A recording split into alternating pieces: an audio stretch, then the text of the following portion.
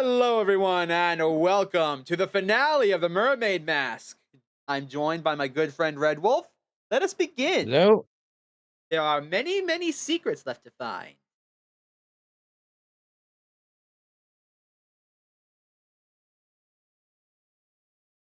Where- Um, is it doing the thing again? I swear to fucking God. Okay, no, it didn't do the thing. Great. Hey, Mega Man, welcome to the stream. Thanks for tuning in. Last time we left off on the Mermaid Mask, I believe we just got told that we were fired. However, Detective Grimoire ain't like that. There's so many mysteries left in the game that we have left to uncover. Prime one being, who killed Mortuga?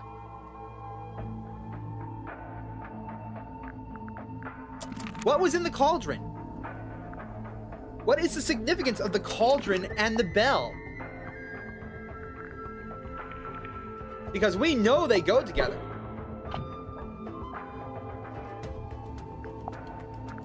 Simply because of the mechanisms on the top and bottom of each. We know these fit together somehow.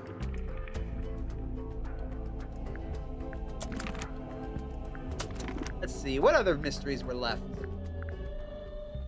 Yes. Come on, give it up. Just let me take it. I'm sorry, Tanya. I cannot. The stargazing girl stares into the ink-black void. Upon her trembling lips, a question born. Hey, listen, why don't we just kill him? Now that helps both of us. If he dies, we're both free, right? Real detective doesn't obey the time clock. Indeed. Let's see. What's inside this godforsaken black box? We still haven't opened it. And I have a feeling that will basically reveal everything. And what the hell is up with this face? Because everybody's afraid of that thing. What's on this map?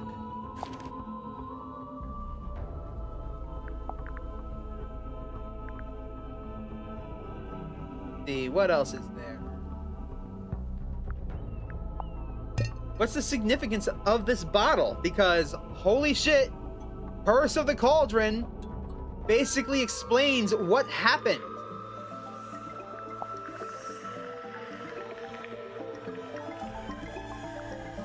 What is with this painting?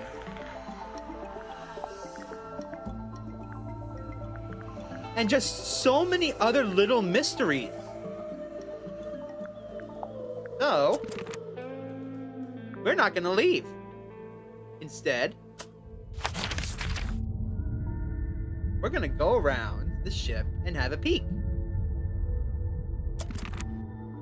First, Missed the aft deck. Hey, we forgot to go check it out. We didn't forget. It was underwater until about 2 minutes ago. Yeah. we can finally make it to the aft deck. One of only 2 places we've never been able to go to before.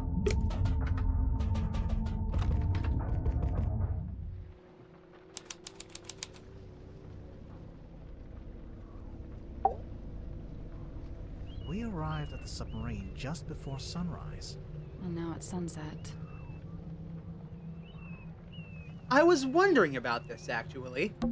Holy... Grimoire, there's a giant wooden woman tied to the back of the submarine. I was wondering if they kept this. I half expected to find it inside the submarine somewhere, but it's too big to fit in the storeroom, I guess. It's the figurehead. Figurehead of the ship.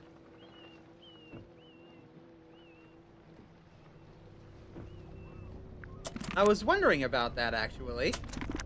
Because if you look at the ship in the bottle, you can see there's a figurehead right there. So, I was wondering if it would be here. Because this basically confirms that these blueprints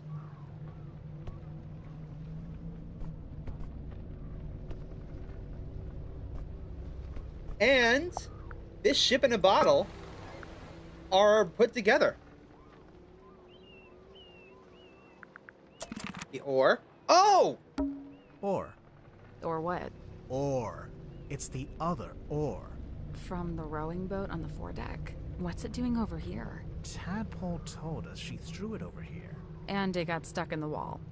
And hasn't moved since. That's incredible. Seems like it.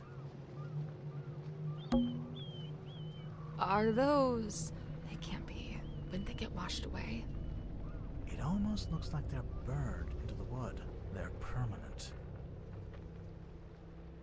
Those are fingerprints.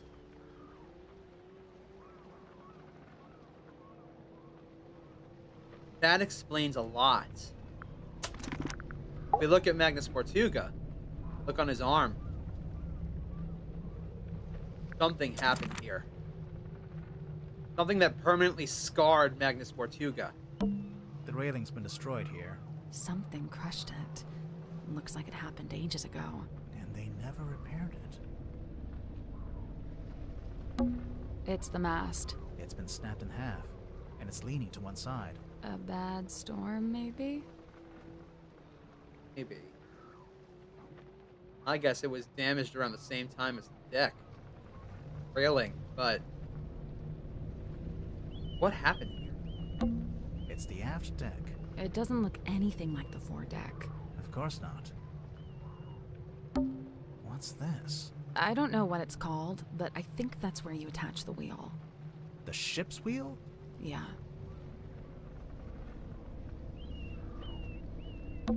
It's the door leading back into the captain's quarters. The one part that actually looks like it belongs on a submarine. There's a big metal latch, but What? it just seems odd that you'd be able to latch the door from the outside. That is kind of weird, actually. Normally you lock a door from the inside. Why outside?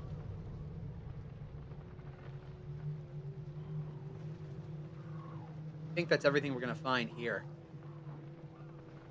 Something big happened here.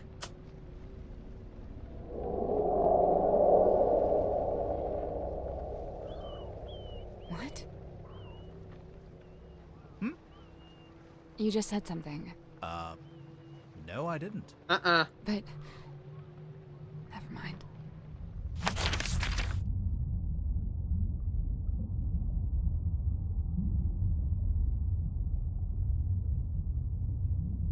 Clearly the her, if I figure, maybe. But from what I can tell, the her is a gigantic jellyfish.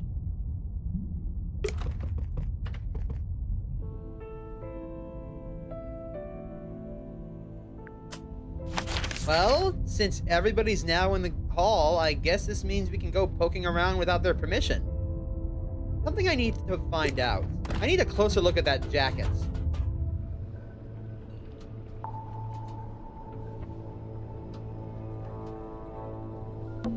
Now Cynthia's not here, we can finally take a closer look at that jacket. The bell was glowing. Okay, I'll go back and look at it. Good, but it's still locked behind glass. There must be some way to get at it. Well, there's an electronic panel over here. Some kind of switch, maybe? Alright, let's go back and have a look at the bell. Because it was glowing, apparently. Maybe it's time we took another look at this iron bell. So, we've been calling it a bell this whole time. It's not a bell at all. It's a mechanism that connects to another clue. Yeah, it's time we finally talked about this. This has been bothering me ever since we found the bell.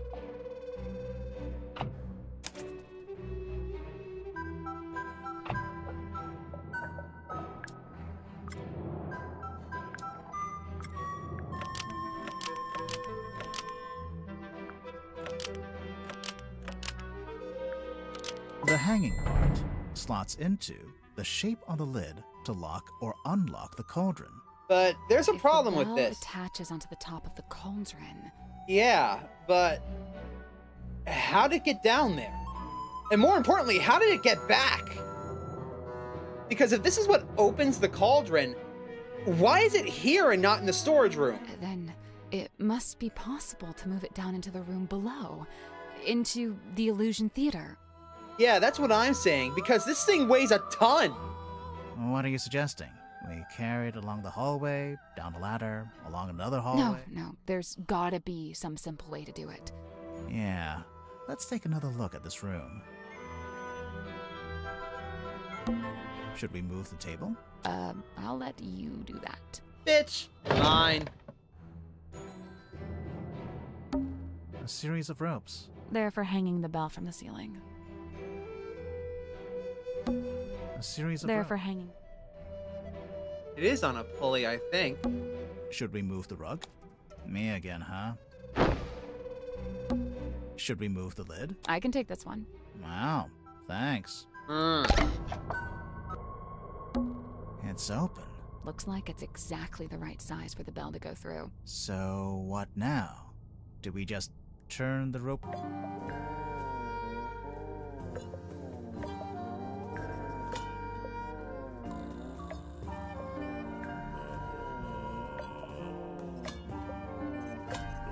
That's not it. So we've got to move the 6 panels. There's a way to rotate them too, but it's...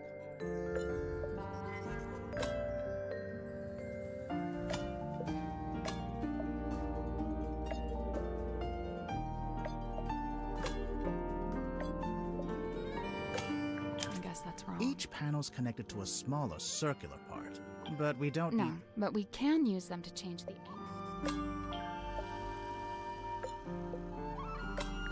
Nothing. I'd start with the pink set.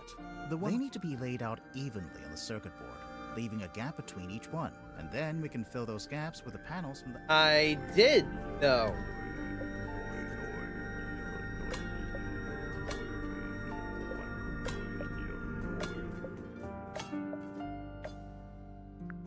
Go! Yay! There we go. Nice.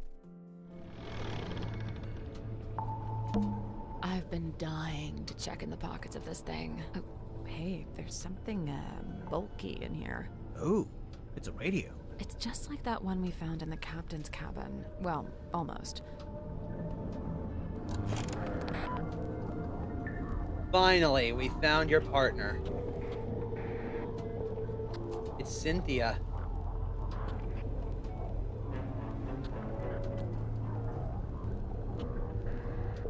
I get it. One for her mom, one for her. So they can keep in contact with each other. Cynthia would get her mother's radio so that she was always there. And Felicia would get her daughter's. Kept it in the jacket the whole time.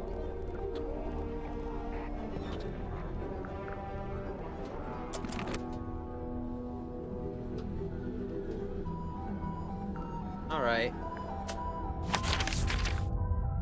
That's the captain's jacket. There's one other place I've been dying to check out.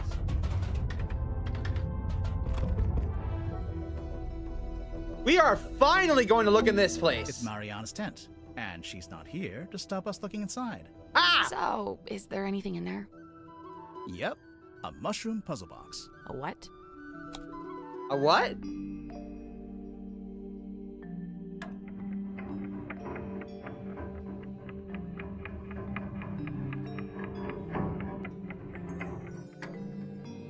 Guess the day glow only glows during the daytime. Ever gleam always glows. Illuminite glows only in darkness, and never gleam never ever glows. So from what I can tell, that's one evergleam.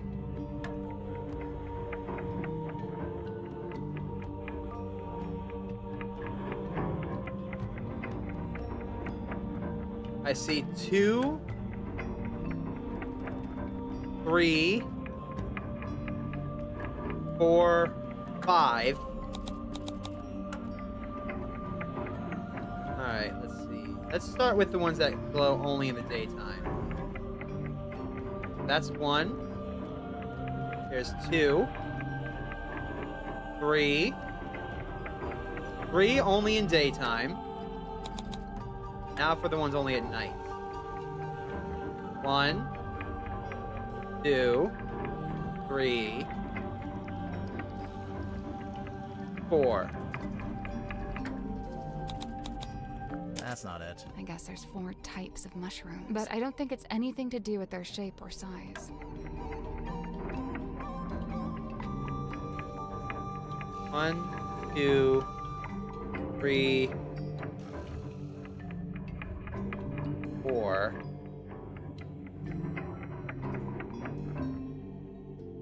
What? 1, 2, 3.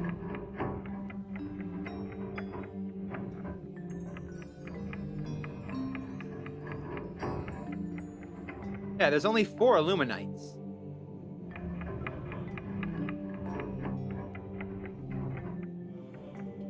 Two, 3.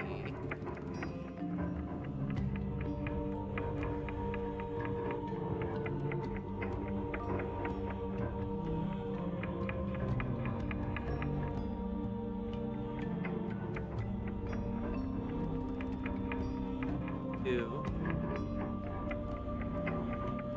3, 4, 5.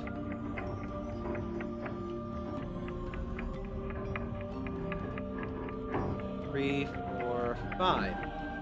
Yeah, 5 never gleams. 1 that always glows. 1. Oh, no, 2 that always glow. Oh, that was it. There it is. Nice work. It opened. What's in there? It's a little plastic thing. Oh, wait, I know what this is. It's a tape from Mariana's dictaphone. Woo!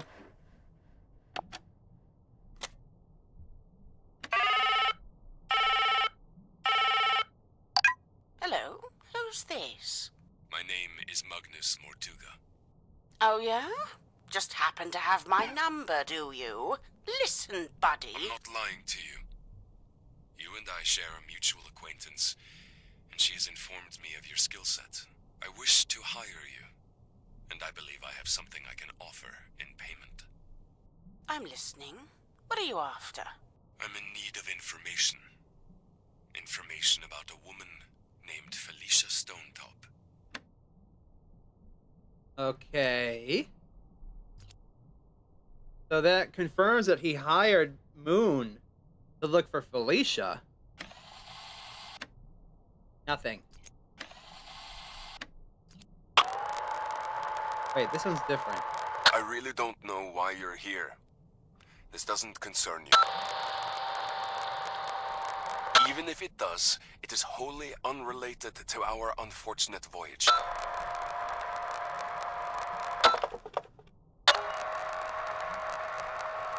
It doesn't open that way. It slides out at the side. Let me do it. There's something inside. Wait. What's this? That seems cryptic. Possibly helpful. That recording.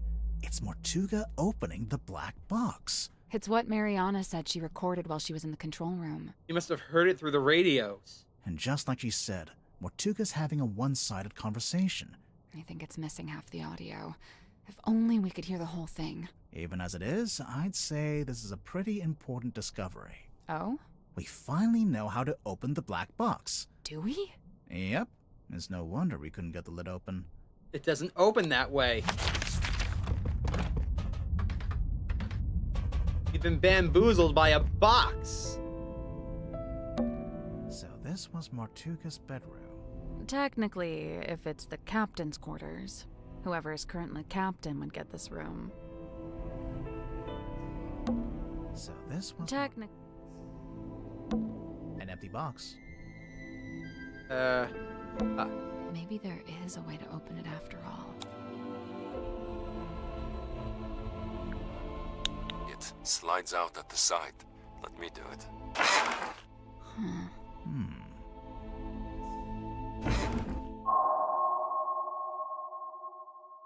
The box that was actually really easy to open. Fuck you, game. Well, That's a lot. It's a film reel. Oh, what are we waiting for? That is classic point-and-click logic there. Yep. You! I know you! You're from Tankle Tower. You're one of the emissaries of Mystid Mansion. You're one of the hunters. Pleasant, but it's oddly localized, like a local biome. Fluid. What I believe to be amniotic fluid is being diluted. I'm curious to see what happens. We believe it was born here long ago. How long, I cannot say. We found traces of its pilgrimage to the south.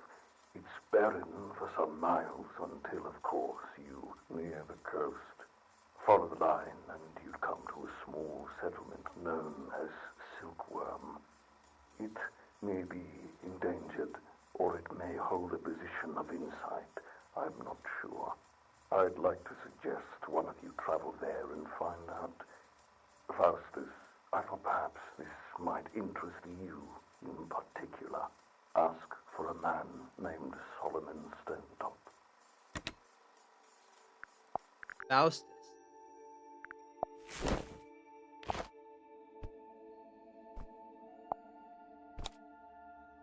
Faustus Fellow, the governor.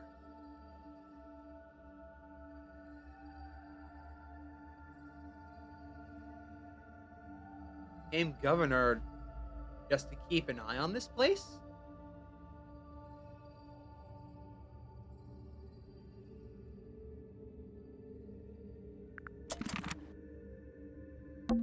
It's a scroll.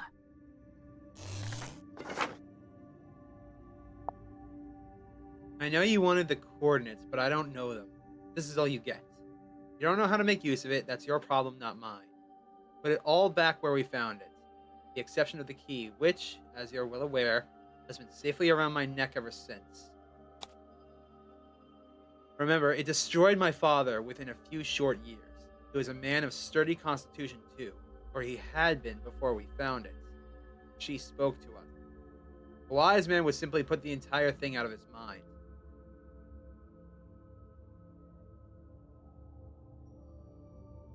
The mermaid's tongue.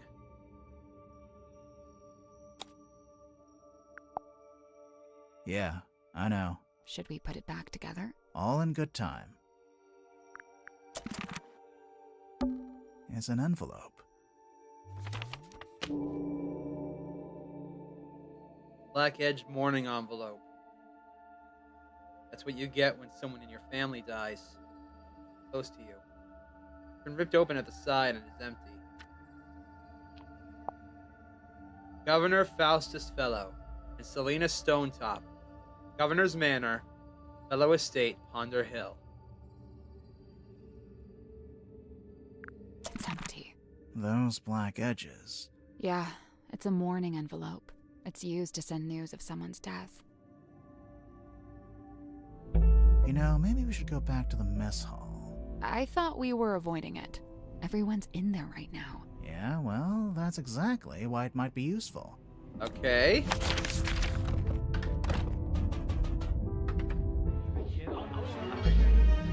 Everyone's in here. I don't think they spotted us. Let's stay back here. Maybe we can listen in on what they're each talking about. Ooh, sneaky. I never used that word, but yeah.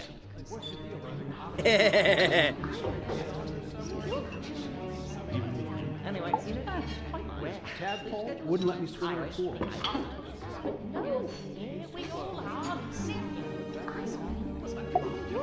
I don't know. Go out back in the yard there. But how it's still in the pocket of Mom's jacket. Let us suppose. Most of what I've done. I was talking to him. X. Oh, I called it Mortuga opening the black box. Safe we can see it behind the books. Ooh. Maybe I should start locking my door when I'm up in there. Well, Most of what I've done,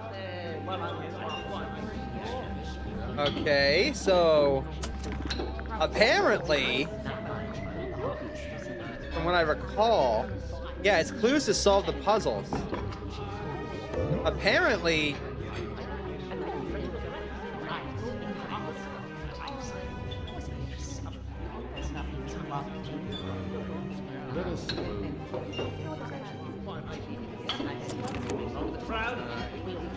well, I know one thing.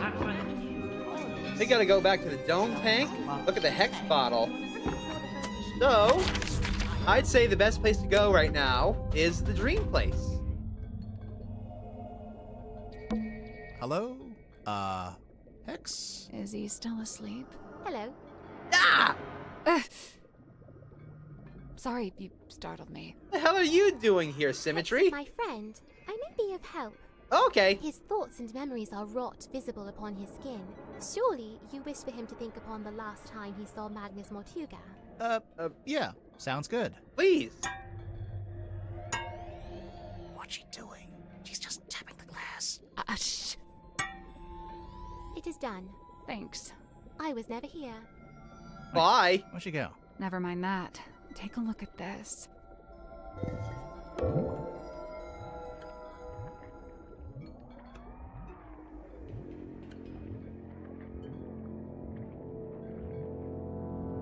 So it does drop down from above. Hex must have seen what happened through the little window.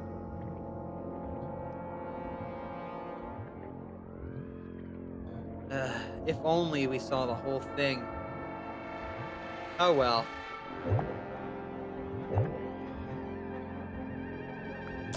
Yeah, jump scare us, why don't ya?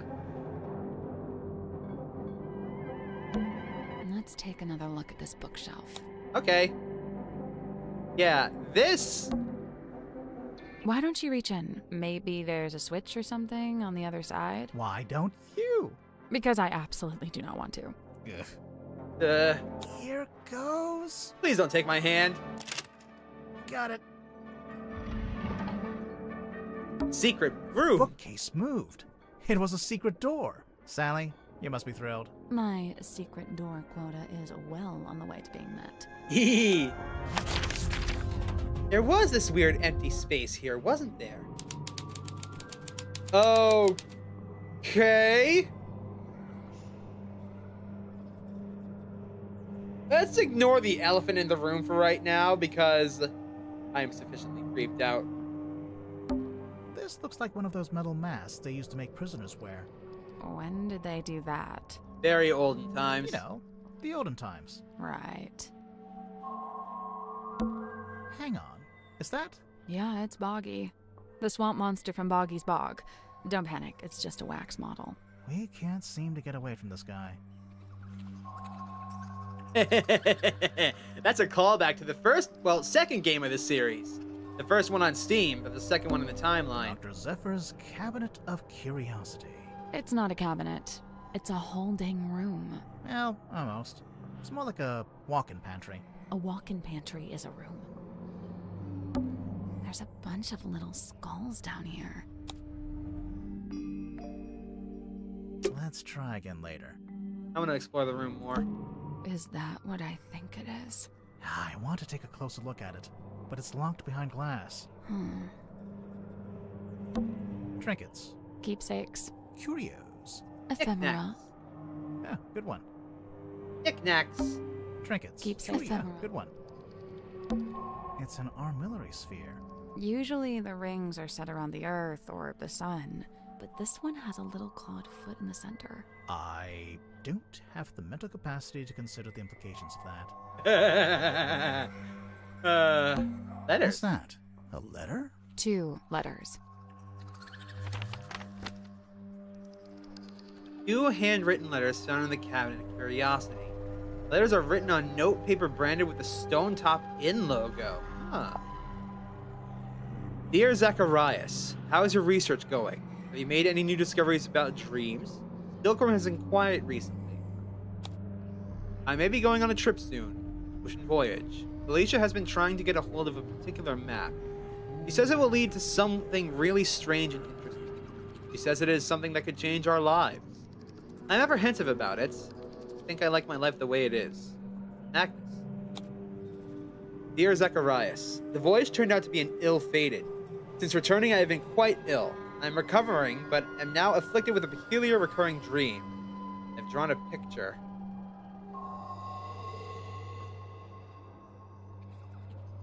That looks suspiciously like Detective Hawkshaw from the last game. I'm not crazy, am I? That looks a lot like Hawkshaw.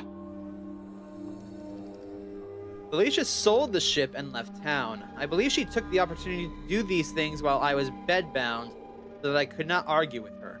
I cannot fault her this strategy, for I would have demanded answers from her had I been able. Hi, Doom. Welcome to the stream. Thanks for tuning in. This picture right here looks an awful lot like Hawkshaw from Tangle Tower. Also, hi, I just arrived. What did I miss? Oh! Wait till I bring this thing down. Let's see here. In pursuit of the answers I seek, I have entered into a peculiar agreement, and soon I too will be leaving town. In fact, I will be staying on board a submarine for a time. And now the reason for this letter. I would like to request that you accompany me on this venture. You could bring your equipment and continue your studies on board. There is plenty of space, and the voyage may even afford you unique research opportunities. If you are willing, return to Silkworm as soon as possible. When you arrive, I shall already be housed on the submarine moored in the dock. Important. Go to the Stonetop Inn and retrieve the large stone cauldron from the cellar. Conceal it amongst your supplies and bring them all on board at the same time. I will meet you on board. Set up in what is currently the infirmary, and I shall take the cauldron from you a little later on. Magnus. So, Magnus wanted him to bring the cauldron on board in secret? Paranoid of something? Anyways, look at this! Look at this, Kane! Yeah. We just walked in here from the, dream chamber. The bookcase moved. It was a secret door. Sally, you must be thrilled. My secret. Yeah. Let's see. What else did you miss? We found the other radio. Where is it? Where are they? Yeah, we found the other radio. This one was hidden in the jacket that was in the control room. Cynthia had her mother's radio, and her mother had her radio in her jacket.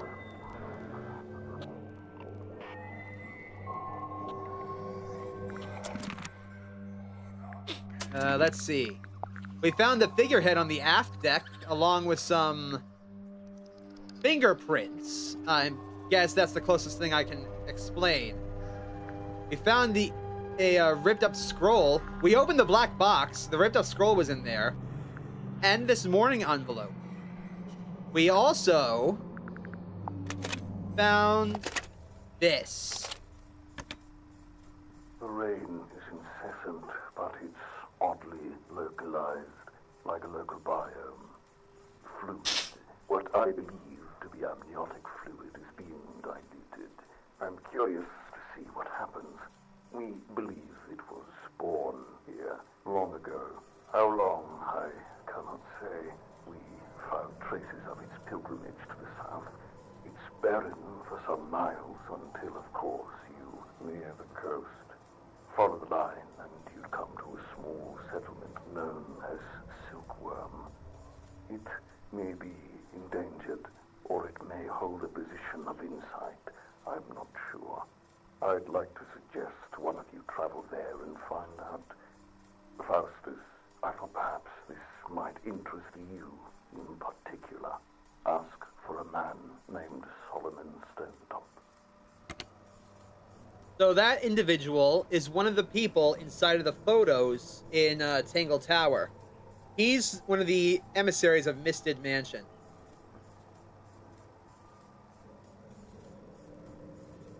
I just stumbled upon it. Yeah, this is one of the emissaries of Mystid Mansion. And Solomon and Faustus Fellow is the governor of the area. Hey, it's a crystal ball. On a normal day, that'd be worth a look. But I think we've already hit our crystal ball capacity. Bottles. Of what? Oh, you know, stuff.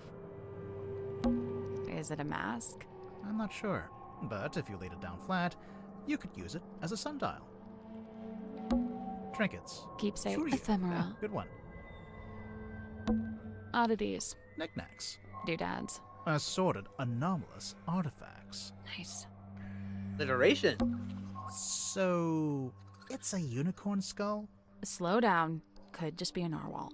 A narwhal's horn is on the end of its nose. Oh, yeah. Unicorn it is. Oddities. Doodads. Oddities. Doodads. Oh, also, Boggy is here for some reason. There's a bunch of little skulls.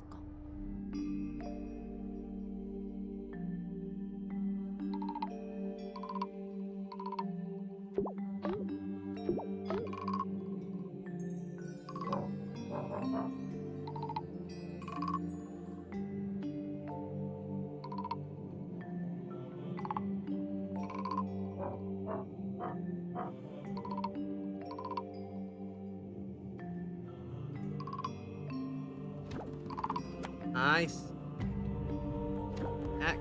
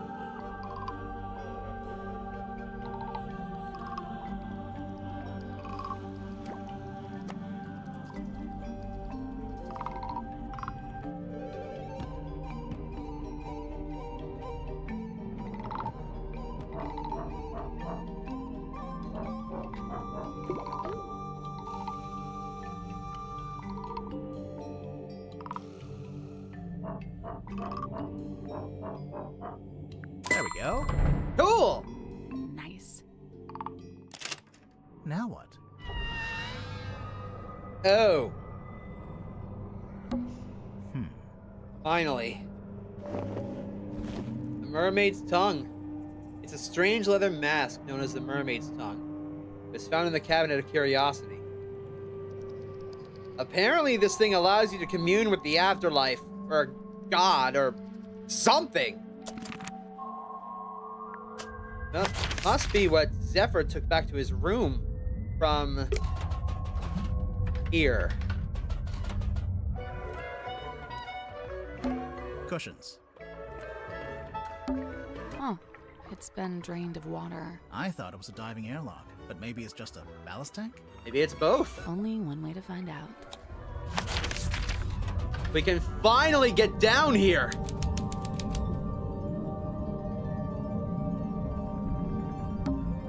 Rocks, complete with their own barnacles, seaweed, and starfish. I assume they're decorative, but they're real. Does that mean that... Did Tadpole literally bring up rocks from the seafloor? That's wild. Rocks. I assume they're decorative. There's coral growing down here, too. Rocks. I assume they're decorative. Don't touch that door. It goes right out into the ocean. I doubt you could open it if you wanted to.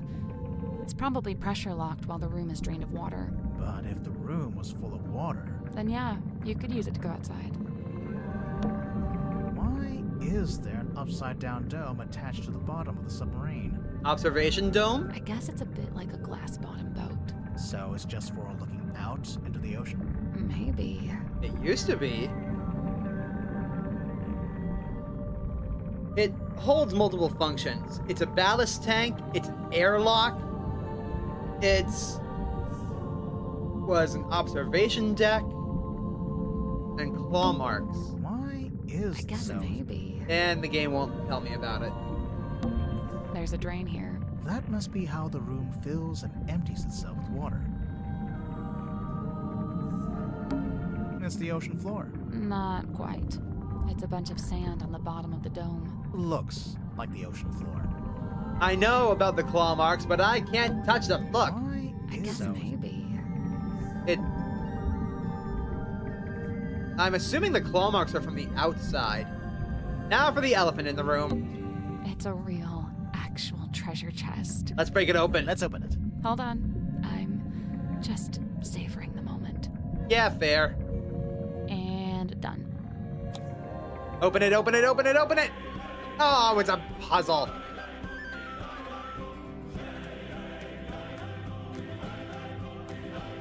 Okay, how do we know which one is which? There's no clues.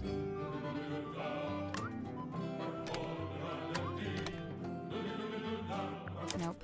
So there's 12 big keyholes. Those are for pirate keys. And each pirate key is itself a keyhole for the smaller flag keys. I noticed the pirates can rotate too. Okay, so...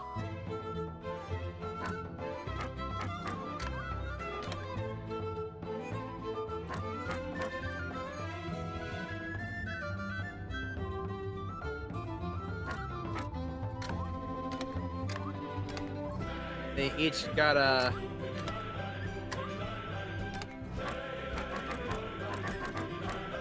Each flag matches the lighthouse. That I noticed.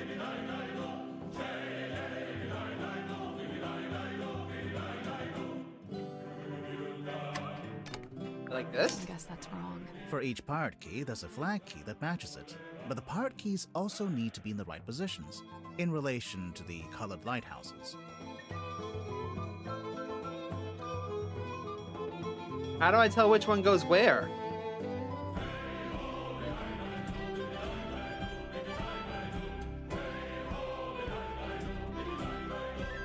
Maybe the lighthouses turn on? Nope. This is all we get.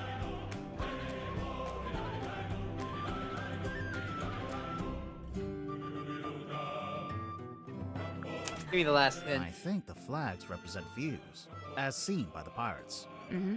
Specifically, when a certain pirate is looking at a certain lighthouse. So... that means you would be staring dead at the greenhouse.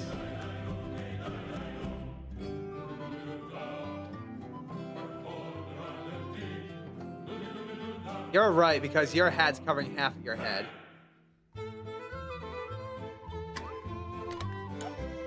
No, go back.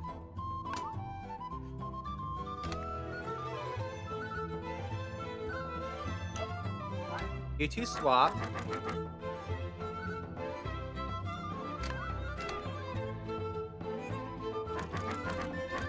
That was right. There we go. I'm impressed. Yeah, the music changes with the puzzles and all sorts of different things. What's inside? Ouch. Ouch. What happened? I cut my finger. There's something sharp in there. Sharp? It's actual treasure. Holy shit. Actual treasure inside of a treasure chest. This has got to be a video game first. I guess it was the coral that's sharp. It's weird. It's like crystal. What's wrong with you? It's actually treasure. Coins, pearls, gems. Standard treasure. We're rich! You were hoping for something else? I was hoping for the murder weapon. I seem to be something weird, something confusing, something to turn the case on its head, you know? I can kinda relate to Grimoire. I'm still looking for that damn murder weapon. It's the ladder. It wasn't easy to climb down, but it'll be even harder to climb back up. I guess it'd be easier if it was full of water. You know, you could just swim to the top. I'll stick with the latter. A coral is the murder weapon? Maybe. Airlock Grotto. That's where we are, right?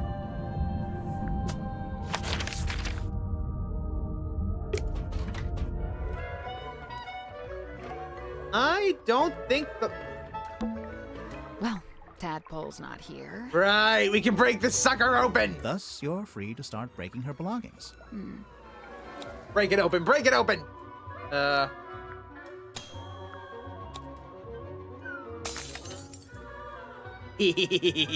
Gimme! Now we can finally take a proper look at this. Finally. We broke the bottle to reveal the paper that was rolled up inside. Curse in the cauldron. Small room within the bowels of the ship. His lifeless body lies in the shadow of an ancient stone cauldron. The cauldron's heavy iron lid has never been unlocked and never been opened. For all his strength, he ultimately proved powerless against the lure of the unknown. On this morning, the cauldron has been unlocked. On this morning, it is wide open. I was wondering what this is. It looked like a symbol from inside the bottle, but this is a diagram of the crime scene. This is Mortuga lying flat on his back. This is the door. This is the cauldron. That's the window. Wait, it is understood that Party A commissioned a Mr. Donovan Drummond to construct the Mortuga submarine by combining parts from the other two vessels. Yeah, specifically our murder case, but this just came up. Hold on. Party A claimed to have paid for this transaction alone and thus was the legal owner of the Mortuga submarine despite its name. However, one Cynthia Seafoam has now provided evidence of how exactly Mr. Drummond was paid. It transpires that Mr. Drummond was paid with the deeds to the Stone Top Inn, which belonged solely to Party B at the time of the... This is part of the contract! Wait a minute. Party A is Magnus Mortuga. Party B is supposed to be Cynthia Seafoam. But that's impossible now.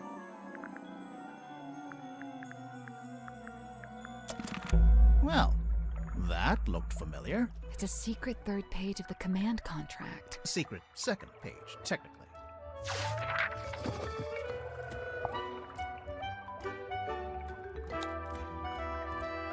Previously, Party A was the rightful owner of the Mortuga submarine. However, recent development has exposed that Party B is in fact the legal owner of the vessel. It is understood that Party A commissioned Mr. Donovan Drummond to construct the Mortuga submarine by combining parts from the other two vessels. Party A claimed to have paid for this transaction alone and thus was the legal owner of the Mortuga submarine despite its name. However, one Cynthia Seafoam has now provided evidence of how exactly Mr. Drummond was paid. If Cynthia Seafoam is here, she can't be either party. This contract was never between Cynthia and Mortuga. Transpires that Mr. Drummond was paid with the deeds to the Stone Top Inn, which belongs solely to Party B at the time of the transaction. This proves that Party B is the legal rightful commander of this vessel in all operations. Wait. But also, Cynthia never owned the Stone Top Inn.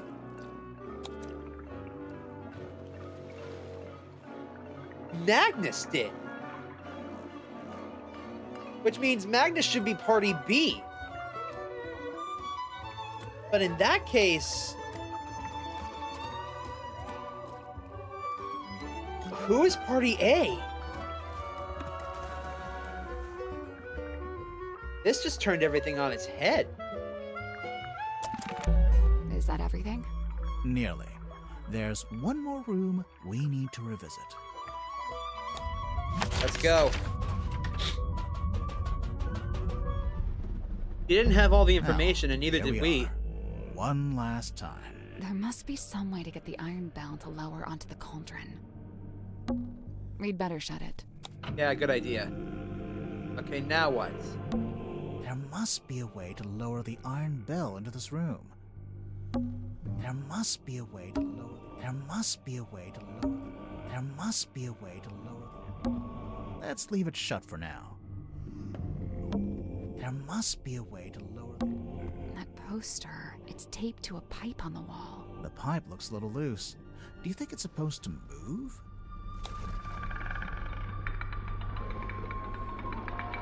That's why the poster was upside down!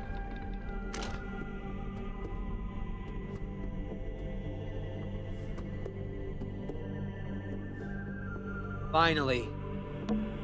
What do you know? It fits perfectly. So when the iron bell is placed over the cauldron, it can be used to lock or unlock the lid. It could, if we can work out how to activate it.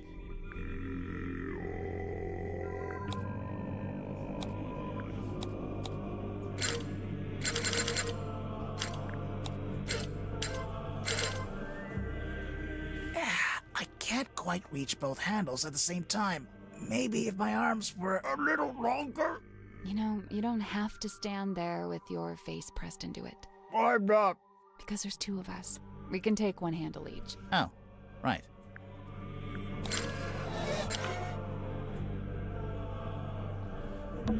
So that's how you unlock the cauldron. The top part spun around. That mechanism. It was really fast. But there's something in particular I think we should take a look at. That little metal part isn't supposed to be there, huh? I wonder.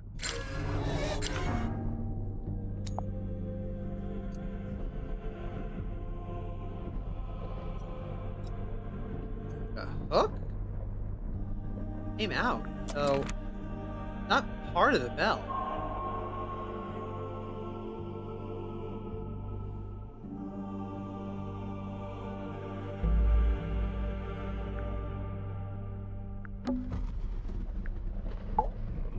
Let's put this together, shall we? Go ahead. So, Mortuga opened the cauldron in order to take something out of it. And that's when he was killed. Okay, but how was he killed? The thing inside the cauldron. Kidding, obviously. Now for the... And that's when he was killed. Okay, but how was he killed? Bell? The iron bell. We know that the cauldron lid is unlocked by that screwdriver kind of thing on the iron bell. So, if Mortuga wanted to unlock the cauldron, he'd first have to lower the bell into this room, like we just did. You know, we've actually got evidence for this. First-hand evidence, no less. Eh? First-hand evidence to confirm Mortuga lowered the bell.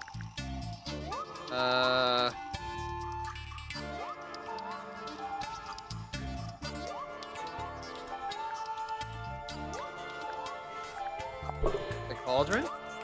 That's not it.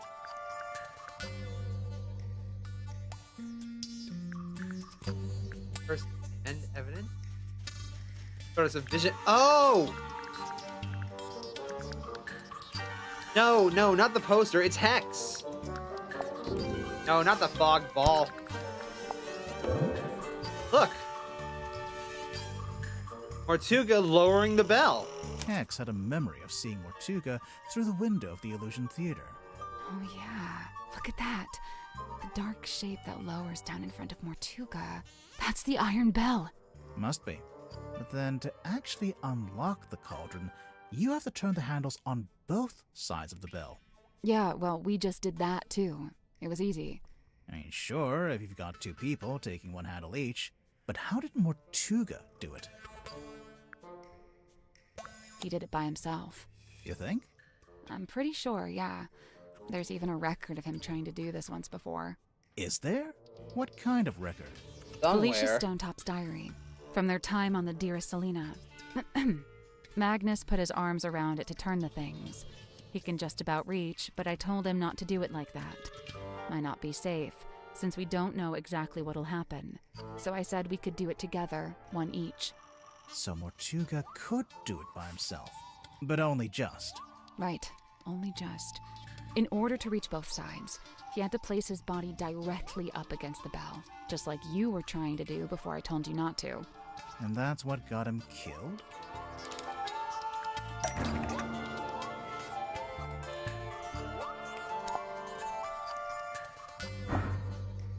Was it spinning parts? This is the right clue, but let's be specific.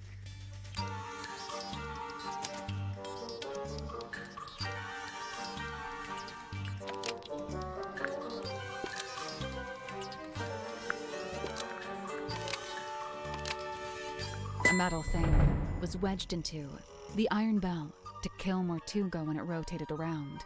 So it wasn't the Mortuga was coral. cut straight across the neck when the upper section of the bell swung around. We saw how fast it goes, and it's really heavy.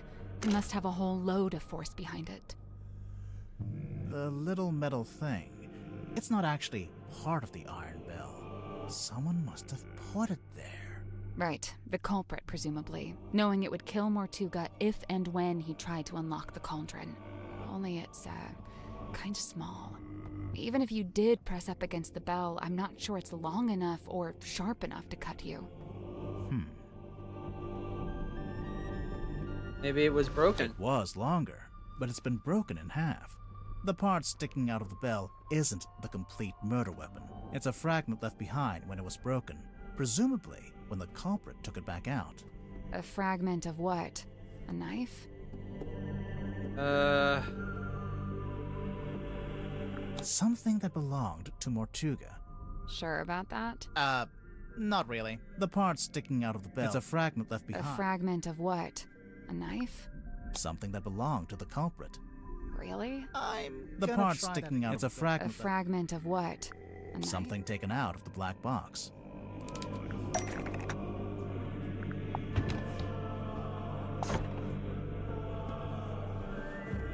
That's not right. What was inside the box? It was the ripped scroll and the morning envelope. What? Oh! I didn't see this! The envelope's empty now, but there's an imprint of what was in there when Mortuga first opened the box. It's pretty clear. You can see exactly what shape it is. Okay, but what is it? And why was it in that envelope?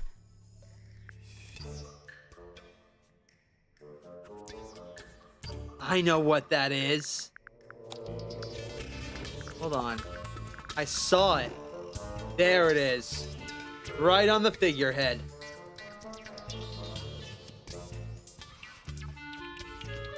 A necklace. Okay, but what is it? A necklace. I'm pretty sure we'll circle around to that later. Oh, come on. Painting. Oh. Well, that too. It once belonged to Felicia Stonetop. She's wearing it in the painting. I'm pretty sure she is, anyway. I don't know. It doesn't show the necklace very clearly. It's half hidden in her dress.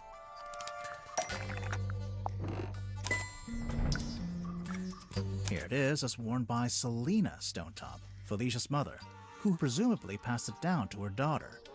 I'm assuming that's why it was eventually sent back to Silkworm, back to its original owner after Felicia died. So, the morning envelope was sent to Fellow Manor, and then Selena, or Governor Fellow, or whoever, they put it in the black box. And then eventually Mariana comes along, finds the box, brings it onto the submarine, and hands it to Magnus Mortuga. Who then opens it while he's in the captain's cabin with the culprit. Hey.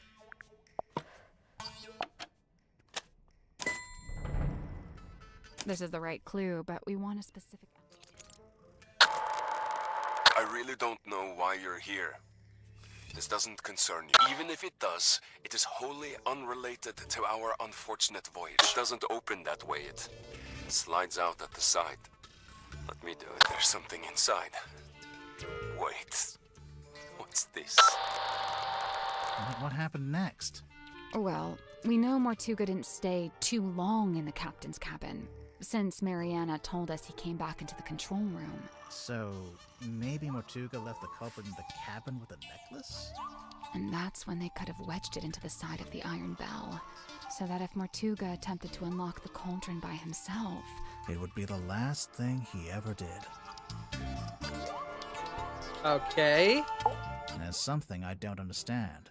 What? Mortuga opened the cauldron in order to take something out, and that's when he was killed. Right. So why was the cauldron empty? The culprit stole the contents of the cauldron. That's the only way to explain it. But how did they get to it? how did they get to the cauldron? You mean because the room was locked? Well, not technically locked, but Mortuga turned the wheel to shut the bulkhead door from the inside, and he shut it tight, probably as tight as he could, and by all accounts he was pretty strong. The culprit didn't need to use that door. They could have just come in through the captain's They came cabin. in via the captain's cabin. You know, through the hole in the floor. Surely Mortuga would have made sure nobody could get into the captain's cabin. How? His key, right? If he had a key, he would have locked it. You think? Definitely, since he'd have rearranged it like we just did, moving the desk and the rug to reveal the hole. He wouldn't want anyone wandering in and seeing that. So the culprit would have needed the eyeball key. Mm-hmm. But how? I doubt Mortuga left it lying around. He probably took it with him. Yeah, I'm pretty sure Mortuga did take the key into the illusion theater. But then he died in a locked room. So how did someone else get hold of it?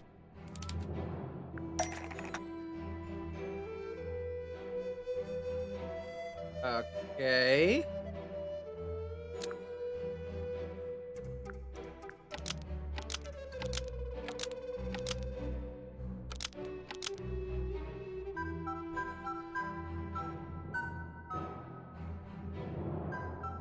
This isn't useful. This is useful.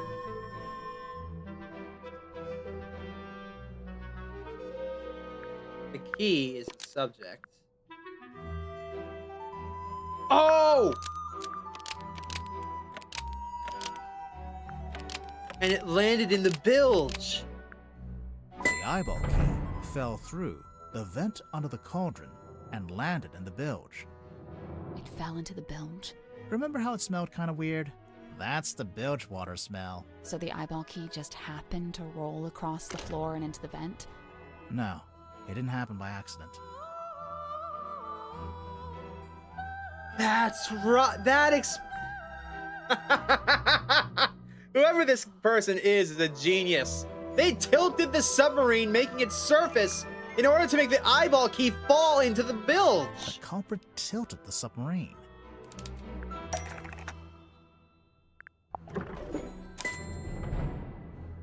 Making the submarine surface tilts the front end up and the back end down.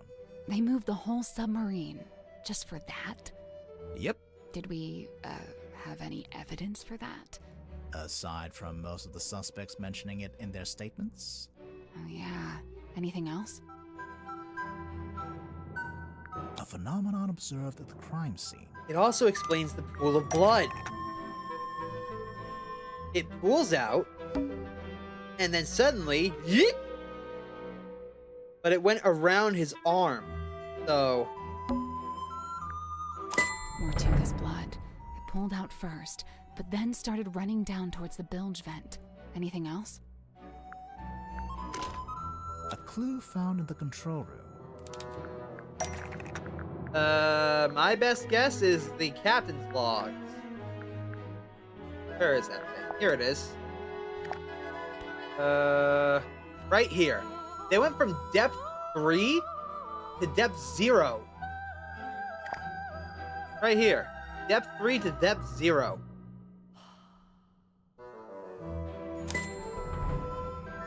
A log card from the day of the murder.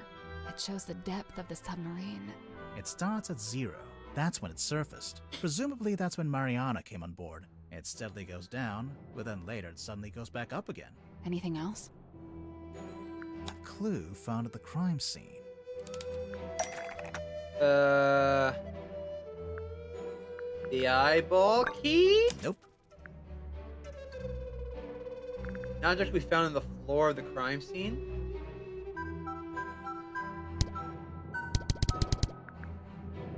Oh!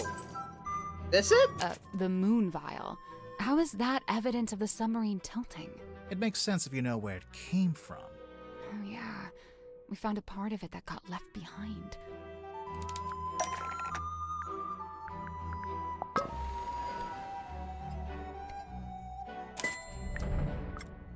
So the moon vial rolled right off Mortuga's desk and through the hole in the floor. once the culprit had the key, they could let themselves into the captain's cabin, which, as we know, gave them access to the crime scene from above.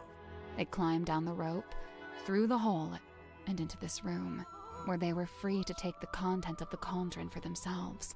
Although, to get out, they'd need to climb back up the bell rope, meaning they'd have to leave the illusion theater with the iron bell still lowered onto the cauldron. Right, well, I figured they just turned the rope winch manually. I'm sure you could, even if it's not how you're supposed to do it. And after that, all they had to do was cover the hole back up with the rug in the desk. And lock the captain's cabin on their way out. And just get rid of the key. It's about time we went to speak with everyone else. Mess hall? Let's go. Showtime. Where did everyone go? Wait, do you hear that? I can hear them arguing. I think they're above us. In the parlor? What's going on? Could be a good thing. Sorry, everyone. Look, I know this isn't ideal, but this is just how it needs to be until we can. Cynthia, you have visitors? Howdy, boys and gals. What's going on? Cynthia's decided to lock us in. I've just locked the foredeck access, just for the time being. How come? She may have gone mad. We're still assessing. She's worried the culprit will attempt to escape as soon as they're named. Oh, we're naming the culprit? Lovely. Been looking forward to this. Then why not make the submarine dive? I'd love to see them get out through either deck. We're still doing that? I thought Cynthia fired the detective dudes. Nah. She didn't fire us. On the contrary, we've been pretty busy. Oh? Doing what? What else? Solving the mystery.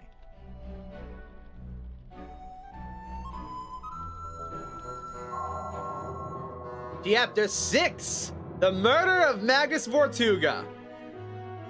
Tadpole can, but... well, she does have motive. But no, it's not her. Because she's strong enough to open the door. She's strong enough to open the bulkhead. So all she needs to do is just open it, go inside, and take what was in the cauldron. So it can't be her. You wouldn't go through that roundabout way of getting in.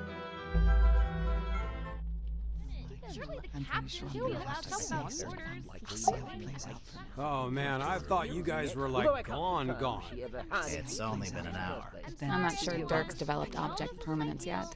Hey, I don't know what that means, but I'm gonna assume you're being rude. You know, we really do have the perfect setting for this. In terms of literary tradition, I mean. The parlor? It's textbook! Not really. Not any There. more than you were before. You say you've solved the mystery? Yep, all wrapped up with a bow. Impressive. What now? Dramatically point at the culprit? Haha, it's you, etc. Can we? That's not normally our standard protocol, no? Oh. Maybe it should be. Sounds fun. Yeah, it does. I can't say I like being locked inside the submarine. Girl, you've been at it for hours. Shush. You feel like you might want to try to escape? No more than usual. You couldn't escape even if the foredeck hatch was open. We're floating in the middle of the ocean. Ah, but what if I've chartered a rescue helicopter? Have you? No, but what if? You have been inside my cabinet of curiosity. How did you know? The guilt is written on your face. You refuse to meet my eye. No, this isn't ideal, but it's the safest way to Shit! make sure I hate being called out. Who is it? How? Why? We'll get to it. What's the holdup? We're all here, aren't we? Otherwise, what's the point? I don't even think I'm being unreasonable. I know thy task is grave, but use a gentle hand, for we are frail and fragile souls. Fine. No promises. I've got everything under control. That's exactly what people say when they don't have everything under control. This isn't ideal, but it's Yep. the safest way to make sure nothing happens to make it worse. Locked in, You know what? not really. I'll be right back. I'm gonna do a little tiny bit of a cliffhanger. I need to go take care of something. I'll be back in 5 minutes. So, yeah, mischief.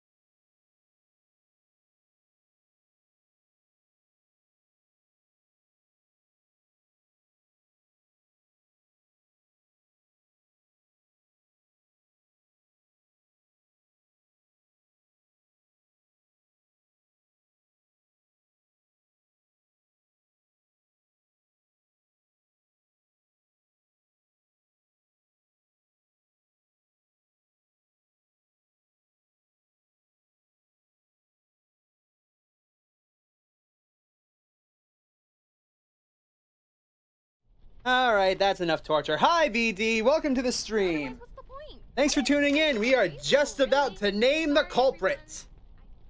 So, if you want to play this game for yourself, which I highly recommend, this game is amazing, please stop watching my stream, go and buy the game, and do it yourself. And while you're at it, go and get all the other games in the series because, oh my god, this series is fantastic. But I'm sorry, everyone. if you're still here, you're not afraid of spoilers, you're not afraid of anything, let's get this done. So, what are we looking at? Do you have the murder weapon? No. Kinda? Right. Kinda. It's weird. Cynthia, maybe you should have fired them. No, look, listen to me. Mortuga was killed by the mechanism of the iron bell. It lowers onto the cauldron and they fit together. It's a big mechanical lock. Right. And there's this little metal thing wedged in the side. It's not part of the iron bell itself, but Fun explanation later. Or closing the bulkhead door. So, the murder weapon... It's a necklace? Felicia Stonetop's necklace. And it's still missing? Right. Apart from a small fragment that snapped off and was left in the iron bell. And Mortuga was killed because he tried to take something out of the cauldron? Take what out of the cauldron? It can only really be one thing. The one thing that all of this has been about. Title drop, The Mermaid Mask, The Mermaid's Tongue, whatever you want to call it. This is why Mortuga died. The Mermaid's Tongue.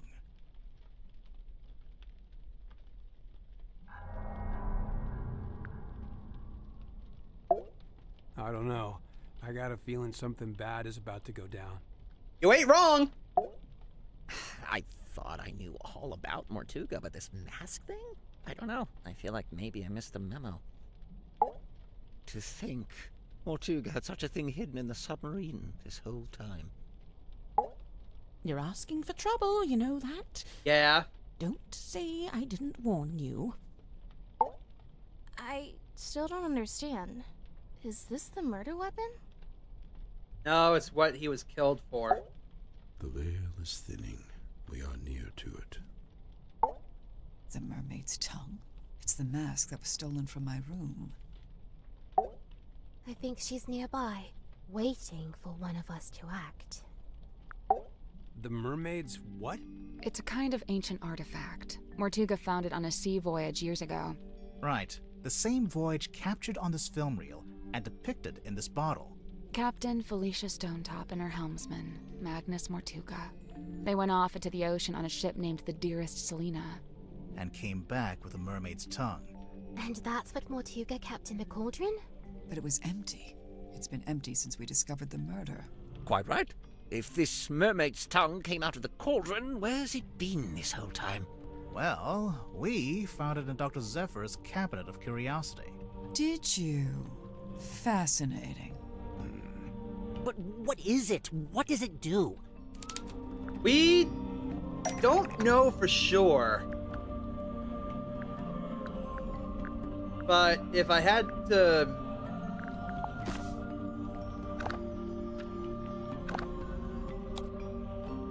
That to facilitate communication with she who lies beyond the veil. It requires a special key to operate. Both the key and the mermaid's tongue itself are rumored to be lost at sea. The mermaid's tongue, said to facilitate communication with she who lies beyond the veil. Requires a special key to operate. Huh. A key? What kind of key? Wait, facilitate communication? What does that actually mean? It's a translator. When worn over one's head, the mermaid's tongue allows you to commune with the mermaid.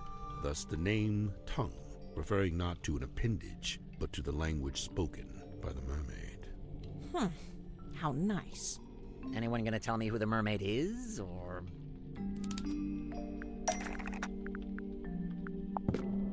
This is the only thing that fits. So there's a painting, painted by Selena Stonetop, we think. And a photograph taken with a submarine's underwater imaging system. Yeah, that creepy thing. And a why would you need a translator to talk to her? She's not local, or what? She speaks a language none of us could understand. It is said that attempting to commune with her without harnessing the mermaid's tongue would drive one mad. But how does it work? Nobody knows. Nice. Convenient. It is a powerful and priceless artifact. Oh, it's powerful, all right. Look what it's doing to all of you. I don't know, guys. I'm not sure if I'm buying into this thing. Kinda just looks like some grody old leather mask. That's because it's not complete. How do you know? So this image here, it's a photograph of a drawing. A cropped photograph, too. The good news is, we've got the real thing.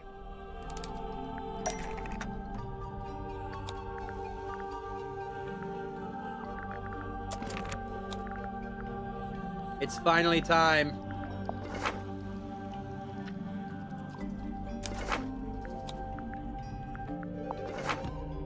Wrong one.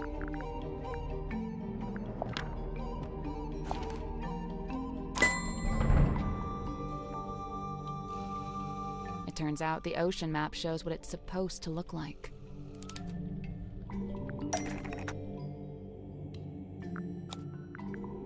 The coral from the treasure we found.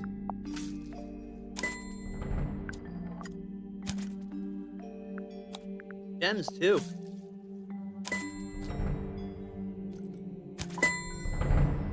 Here it is. All its glory. Oh, sure. Just help yourself to the stuff in my personal treasure chest. I don't mind. That antenna. Is that coral? It looks sharp. It is. And it's hard, like crystal. I'm pretty sure it explains the scratch marks in the cauldron. But why did Mortuga keep it locked in the cauldron? Because he wanted to keep it hidden from everyone. The mermaid's tongue being on board was a secret Mortuga was keeping. The cauldron was covered by the sailcloth and locked in the storeroom, and Mortuga wanted to keep it that way. It's true. When he saw my poster, he told me we had to keep the cauldron covered up. Why the cauldron, though? Wouldn't it have been less conspicuous if he just kept it in a wooden crate or something? Keeping the mermaid's tongue in the cauldron wasn't something Mortuga came up with himself. Even before he ever found it, it's just where it's always been kept. Always?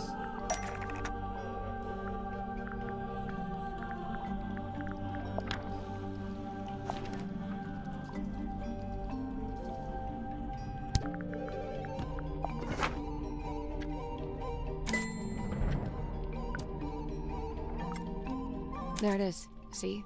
In the cauldron, beneath the iron bell, beneath the wooden buoy. But that was a long time ago. How do you know the mermaid's tongue was still in the cauldron at the time of the murder?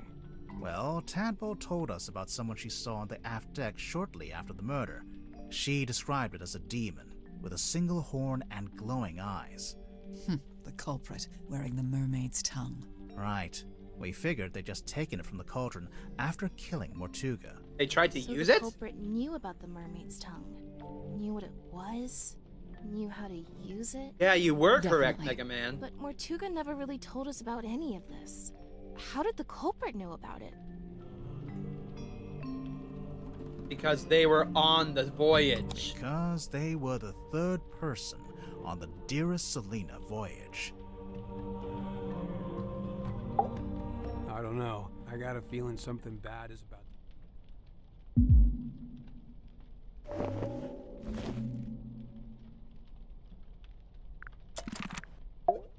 The third person?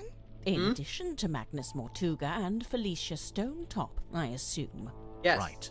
It was a crew of 3, not 2. And what evidence have you collected to support this? Evidence? Let's see. Oh, I got it. Mortuga's film reel. I pointed this out earlier.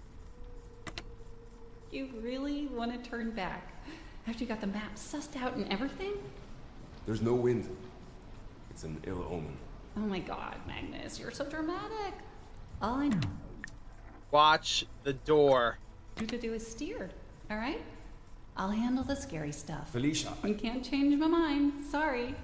I spent too long planning this. Anyway, we'll be there in a few hours.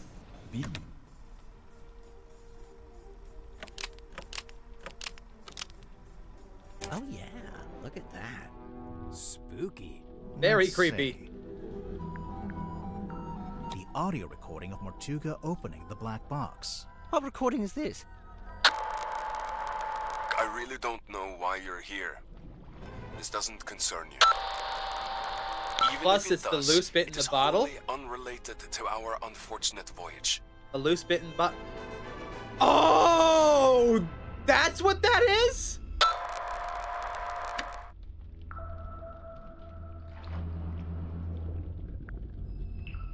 Mortuga is talking to the third person from the voyage. Is he? I only hear the one voice.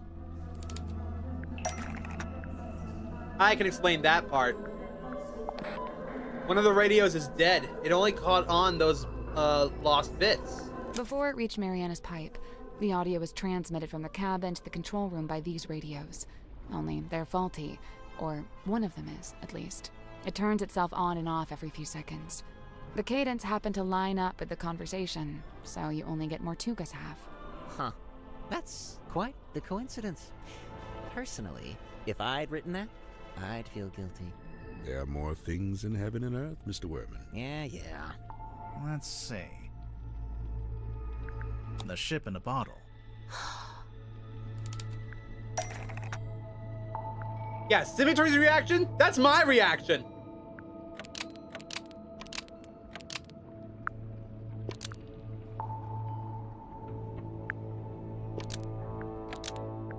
The ship in a bottle rattles when you shake it because a model of someone else is hidden inside the ship. I knew there was something in there. Someone in there. Well, there we are. Quite a bit of evidence as it stands. All right, but does any of that tell you who it actually is? Yeah. Potentially, yeah. It's simple. We just gotta open the bottle. The ship in a bottle rattling when you shake it. Wait, the model person inside the ship? There's a way to work out who it is? I can think of a way. Let's do it with logic and reasoning, shall we? Aww. First, we'll boring. compare the ship in a bottle with Mortuga's other wooden model. The town? Okay, I guess. The model town. What about it? People who aren't in the... Oh, I get it. If this is such a big part of Magnus's life, Selena should absolutely be here, which she is. But so should Felicia. She's nowhere to be found. That's because she and Magnus are on the boat. The people who aren't in the town. What do you mean? Mortuga and Felicia aren't in the town because they're on the ship. Selena too, I suppose, since she's the figurehead. I don't think they're who she's talking about. It's important to remember that the model town is specific to Mortuga's life. When adding the model figures, he only included people he had dealings with. And he only detailed the buildings he was familiar with. The rest are just generic blocks. With this in mind, there's someone else who should be here, but isn't.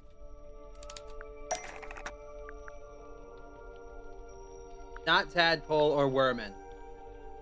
Cynthia is there. Not Mariana, because she's not a part of Magnus's life. Neither Symmetry. She didn't come on until later. Zephyr could be the person. However, it's implied that he came into town after. Dirk is not supposed to be here at all. That leaves Godric. Mortuga made a detailed model of Grip's shop. It's not a generic cube like everything else, which means there should be a model of Grip himself. But it's not there. But why would Mortuga include Grip in his model town? Did they know each other? And if they did, how did Grip end up going along on Mortuga's ship? I think of a way.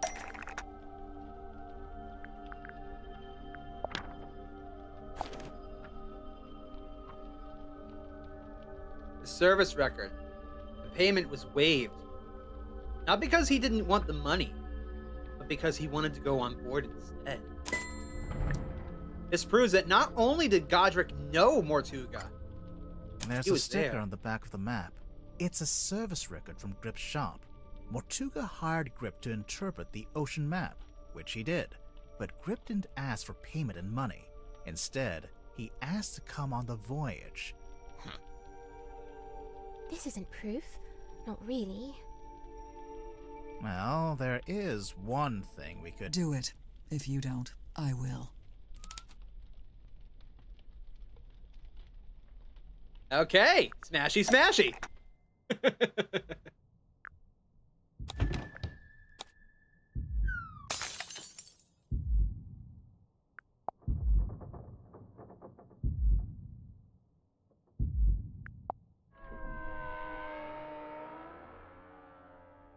There he is.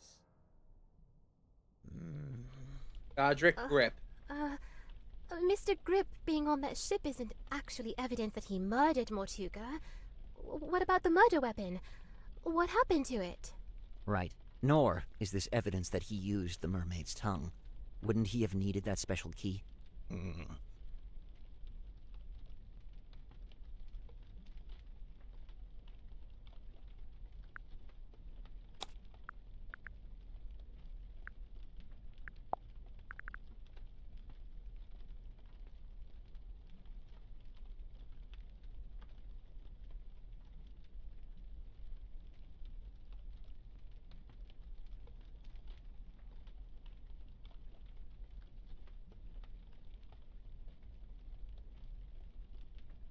Sorry, gang. I had to mute myself because my phone was ringing. I just had to make sure you didn't hear that. Let me take care of this real quick.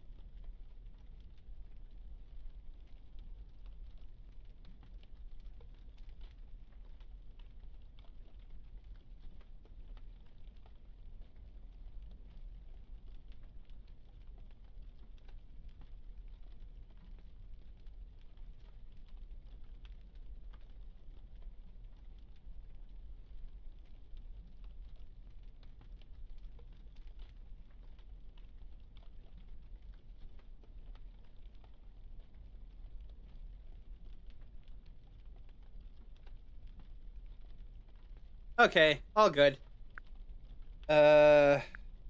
Godric's possession. Aim? Grip still has the murder weapon. Let's look at this again. Mr. Right. Wouldn't he have needed that? Grip still has the key for the mermaid's tongue. Let's look at this again. Mr. Right. Wouldn't he have... Grip still has both the murder weapon and the key. Nope. And it's sitting in the engine for all to see. Basket? That's not right. What else was in his room?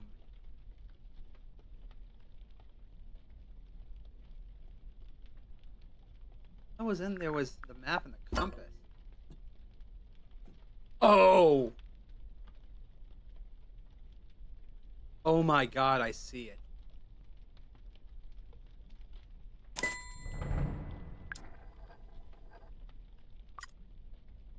That! I didn't even see that! It's over, Godric. That was a clever hiding place. I guess this is it.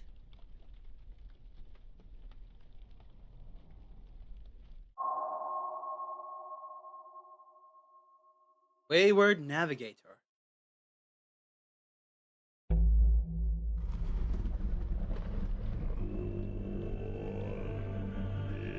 He's completely given up. what happens now? We call the cops or what? With what? With what? Well, the cell phone. Oh, yeah, no signal, huh? Honestly, my suspicion was Zacharias, but Godric? Yeah, Grip, are you doing good, buddy?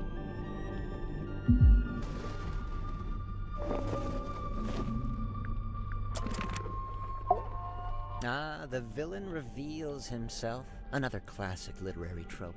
Let me guess, he's about to monologue about why he did it. I'd be disappointed if he didn't. Yeah, same.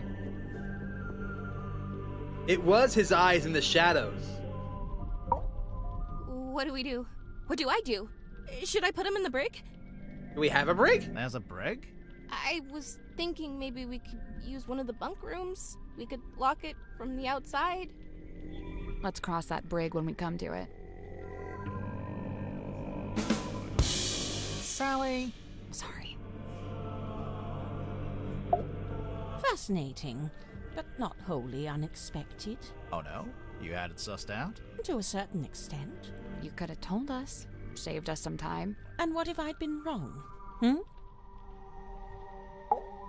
He stands exposed at last, and witnessed by no less than a full court of his peers. Yeah, well, we kind of backed him into a corner. Literally. I wonder, is it bravery or surrender? Accepting that your world will render. Hmm? Nothing. You get 10 minutes. Then it's my turn. What are you going to do? Actually, it might be better if you don't answer that. His countenance shifted. The mask dropped, and truth stands bare revealed. He looks terrified.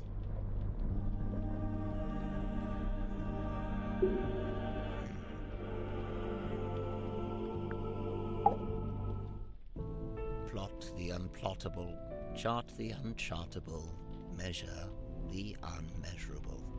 A hollow promise, such feats belong not to mortal hands. But after years of fraudulently offering this to others, I began, in earnest, to yearn for it myself.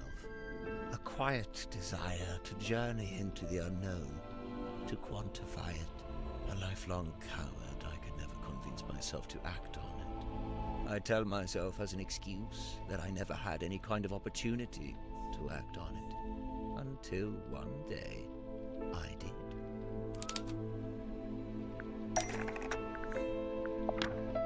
Mortuga sought me out, sought out my services. Not because we were friends, but simply because I was the one with the skills to interpret that inscrutable map of his. Sensing an opportunity at long last, I refused financial payment for the work. Instead, I asked to be brought along on the ensuing voyage.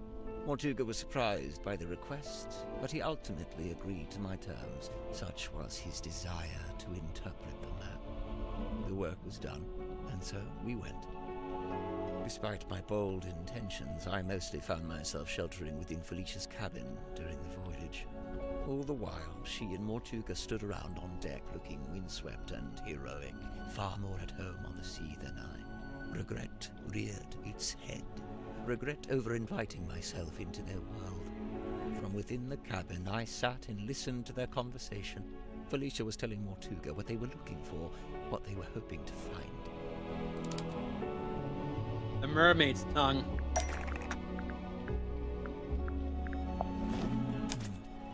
Did Felicia know what it was before she found it? Somehow she did. Her description to Mortuga was thus: a mask worn over the head. It facilitates communication with an ancient being of eternal mystery. That's really how she worded it? With the right contraption in your pocket, even the great unknown may be quantified and calculated. And here it was. Not a map, not a compass, but a communication device. A translator. Besides knowing what it was, Felicia also knew how to find it. How its location in the ocean would be marked with a wooden buoy that glows with green light. We waited. Night fell. But before long we were indeed signaled by this very light, and the boy was sighted. Mortuga hauled it up, pulled it all up, right onto the deck. By himself? That thing has to weigh at least a ton! It was heavy, but he was strong. Ooh. You see his little animation of shaking Cornelius by holding onto it so tightly.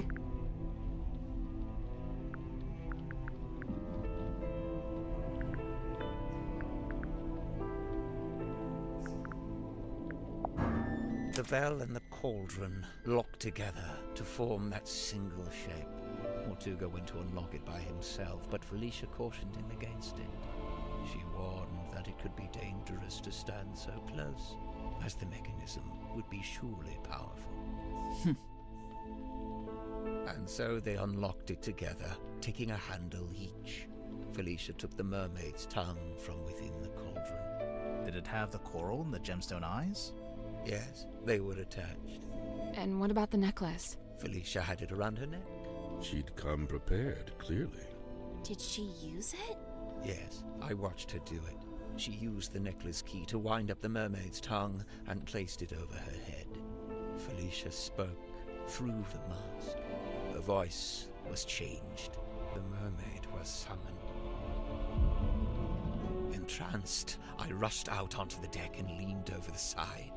Mortuga clambered up to the wheel in an attempt to steer us away from harm. The mermaid reached out and grabbed the wheel. And Mortuga's right shoulder? Yes, of course.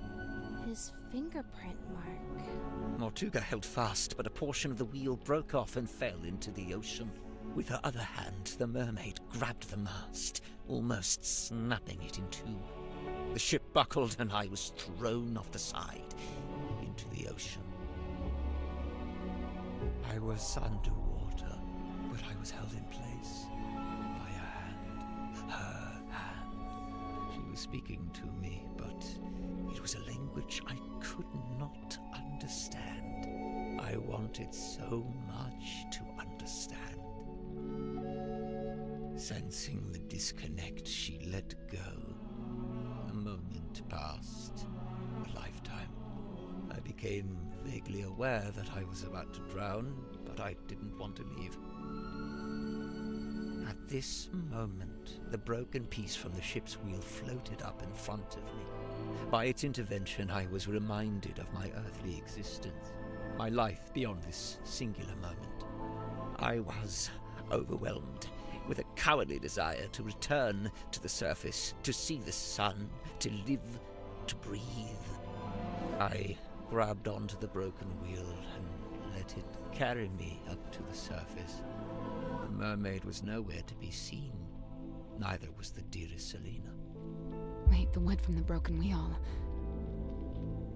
That's what became Cornelius Kane? It eventually became Cornelius Kane. Correct.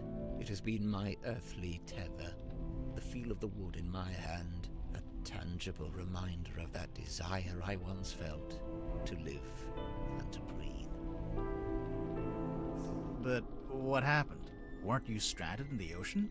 Somehow the currents carried me back to the Silkworm coast. I took the broken wheel piece back home and fell into a deep sleep.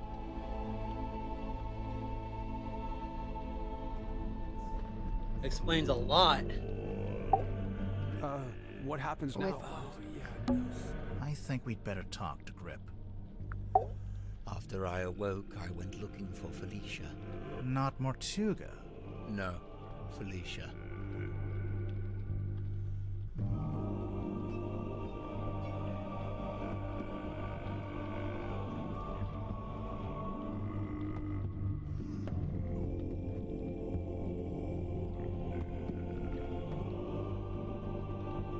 Eldritch horror done right.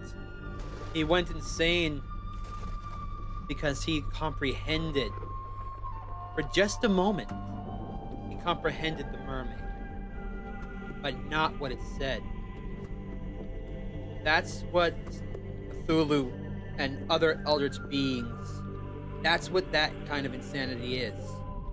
Wanting so badly to understand the impossible, and having a way to do this. Imagine that you are an ant, and you're walking across a computer chip. It doesn't mean anything to you. It doesn't mean anything to you at all. It's just weird shapes. Don't do anything. But then, for a brief instant, for a single moment, an eldritch being reaches down, picks you up, and lifts you up to see it in its entirety. For some reason, you understand what it is. But then, the being puts you back down, and you no longer comprehend. That's what that kind of insanity is. And that's what Grip has gone through. This is brilliant. Felicia had been the one to unlock the cauldron. Nope, wait, wrong. Yeah, I think maybe that was wrong. Not Mortuga. No, Felicia. Felicia had been the one wearing the mermaid's tongue. Correct. Given what I knew of its function, I surmise she may have understood what the mermaid had said to me. I went to the Stone Top Inn, but Felicia was not there. I searched through the empty building until I came to Mortuga's room. I was encouraged to see that he had at least retained the wooden boy and the iron bell. Mortuga was in his bed, asleep. He looked ill, weak. I woke him up. I asked him about the mermaid's tongue. What had happened to it? Where was it? At first, Mortuga said nothing. He merely looked at me. He told me that he and Felicia had locked it away in the cauldron and thrown it back into the ocean. He said they'd kept the wooden boy so that nobody else would ever be able to find it. And they'd kept the iron bell so that even if someone was to come across the cauldron, they wouldn't be able to unlock it. I was horrified to learn this. My only chance of summoning and communicating with the mermaid lost beneath the waves. Or so I thought. Did you ask about the necklace key? Mortuga hadn't mentioned it, and I did not ask about it. At that time, I simply assumed it had been left in the mouth of the mermaid's tongue and thus would be in the cauldron. At this point, Mortuga should have charted to a different location and just tossed the bell overboard. He wanted to be absolutely sure no one would ever get the cauldron, get the tongue back. That's all he had to do. Patch the buoy, toss the bell somewhere in the ocean. That would be that. I demanded that we take the dearest Selena back out on a second voyage to recover the sunken cauldron. Mortuga said it was impossible. For one, the dearest Selena couldn't recover it from the bottom of the ocean if it was not attached to the buoy. And secondly, Felicia had decommissioned the ship and it was being taken apart at the shipyard. In explanation, Mortuga handed me a folded piece of parchment.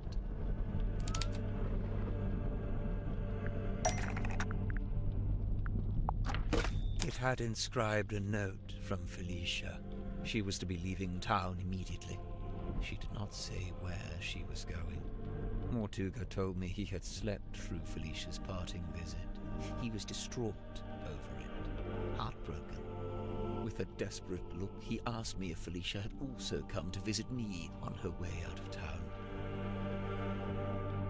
I told him yes, she had. Mortuga's eyes opened wide. Did she say where she was going? I must know. I have to know. I told him yes. Yes, she told me where she was going, and she'd given me the address. His eyes widened further. Give it to me. I need to know. I'll go after her. I told him I would, in exchange for the mermaid's tongue.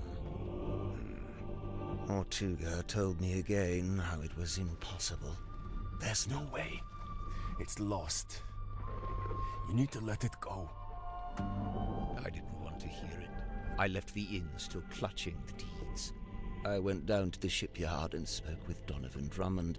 He had begun taking apart the dearest Selena. It was I you! inquired about purchasing Drummond's unused submarine, Seafoam submarine. He told me he would be willing to part with it, but it had never been finished. In order for it to be seaworthy, it would need several new parts that would take a long time to build. However, I was determined to find a solution. You bought them both. You offered to buy both the Seafoam submarine and the dearest Selena. Correct. I suggested we could use parts from the sailing ship to finish the submarine. Drummond merely asked how I was going to pay for 2 vessels. I showed him the deeds to the Stone Top Inn. He accepted it as payment. Is the inn really worth as much as 2 vessels? Perhaps not, but in truth I think Drummond was glad to have an excuse to part with them. Besides, I knew all too well the allure of a worthy challenge, a chance to put one's skills to their fullest. Indeed, the task of combining the 2 incomplete vessels into a single seaworthy one was highly intriguing to him, and so it was done. But if you commissioned it, why was it called the Mortuga submarine? Who painted that on the foredeck? Drummond did. He didn't want it to say Seafoam any longer. Too many painful memories. But why Mortuga and not Grip?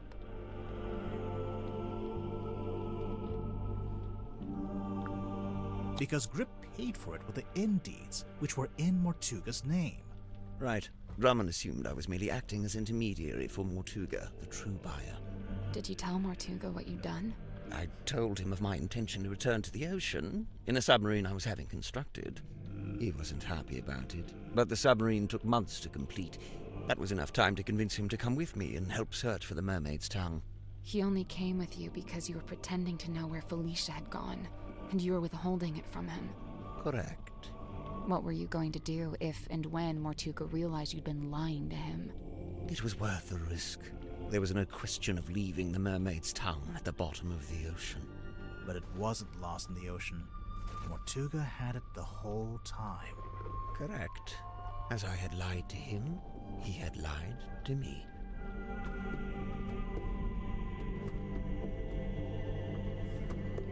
This crazy.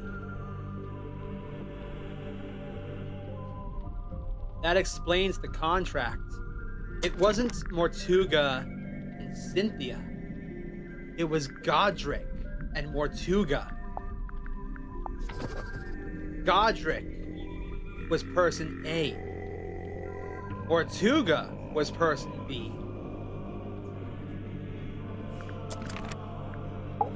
Mortuga smuggled the Mermaid's tongue onto the submarine before we left. He didn't want to leave it behind, but he didn't want me to know he had it. Smuggled? How? Zacharias!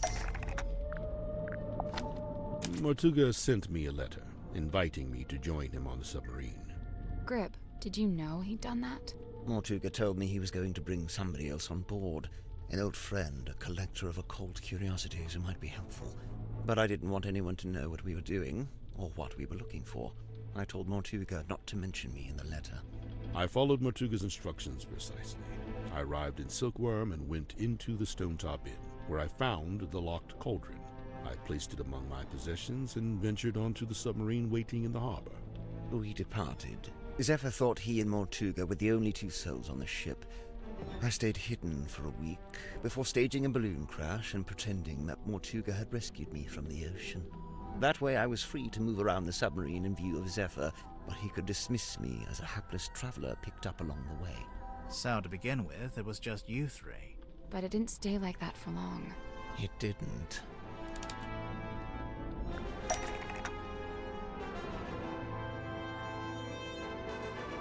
Okay.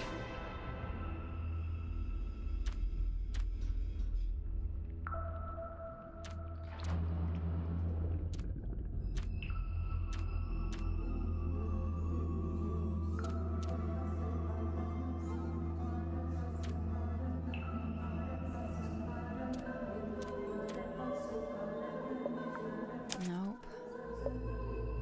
Those are all correct.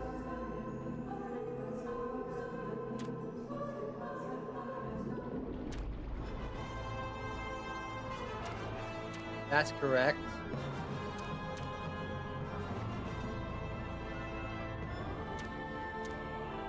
Poor guy just wanted any kind of quiet place.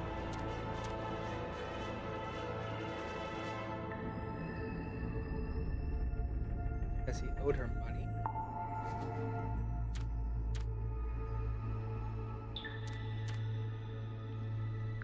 I guess that's wrong.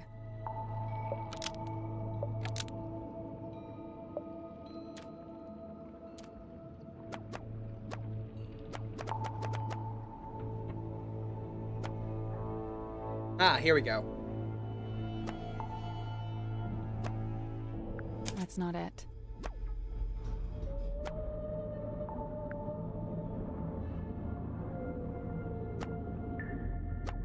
That's not it. That's not it.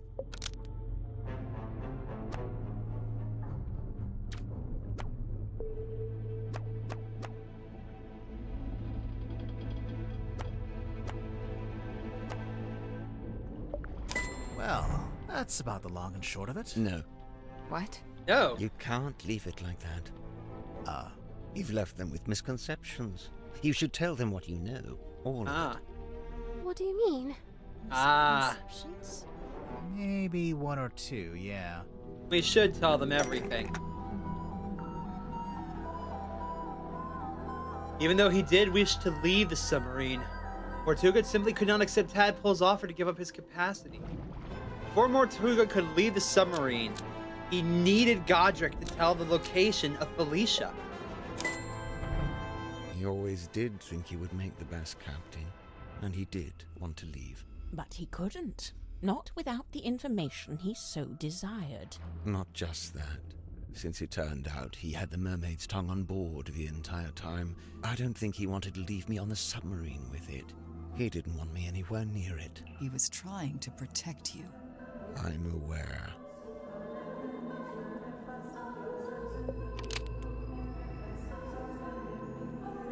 Cynthia became captain because of the contract, but it had another page that was inside the message in the bottle. While it is true that Mortuga did decide to create the command contract after Cynthia showed him the Indeeds, the contract was never meant for Cynthia. So, who was it for? Godric. Me. Once Mortuga found out the Indeeds had been used to pay for the submarine, he realized for the first time that he was its legal owner. He really hadn't known that before? No, he'd always assumed I paid for it with my own money. Armed with the new information, Mortuga attempted to use it to control me. Thus, the command contract. Is it a bad thing he is aware what he's doing is wrong? Yeah, he knows this is wrong. He knows Magnus was trying to protect him. He just doesn't care. That's what insanity does. That's what the need for the mermaid's tongue has done to him. It's not just a desire anymore. He needs it. He needs to speak to the mermaid. He needs to know what she said. There is no other option. And he will do anything. Anything. What exactly was he hoping to achieve? To strong-arm me into telling him where Felicia had gone, and to cease my search for the mermaid's tongue. But it didn't work. Of course not. We're gonna need a lot more than a piece of paper to stop Godric. Wasn't Mortuga supposed to be paperwork averse? I'm surprised to learn he would try to control someone with a contract. Where would he even get an idea like that? That's my bad. I ended up telling him all about contracts, you know, what they are, how they work. Oops. I guess Mortuga thought if I could be controlled by a contract, maybe someone else could be too. There. Werman was lured onto the submarine by the letter. It wasn't actually from who it claimed to be from. Not Dirk. He already... This says that it's not Vincent. It can't be Damien. Magnus sent it? You'd hope Werman might have information about Felicia. Because according to the old map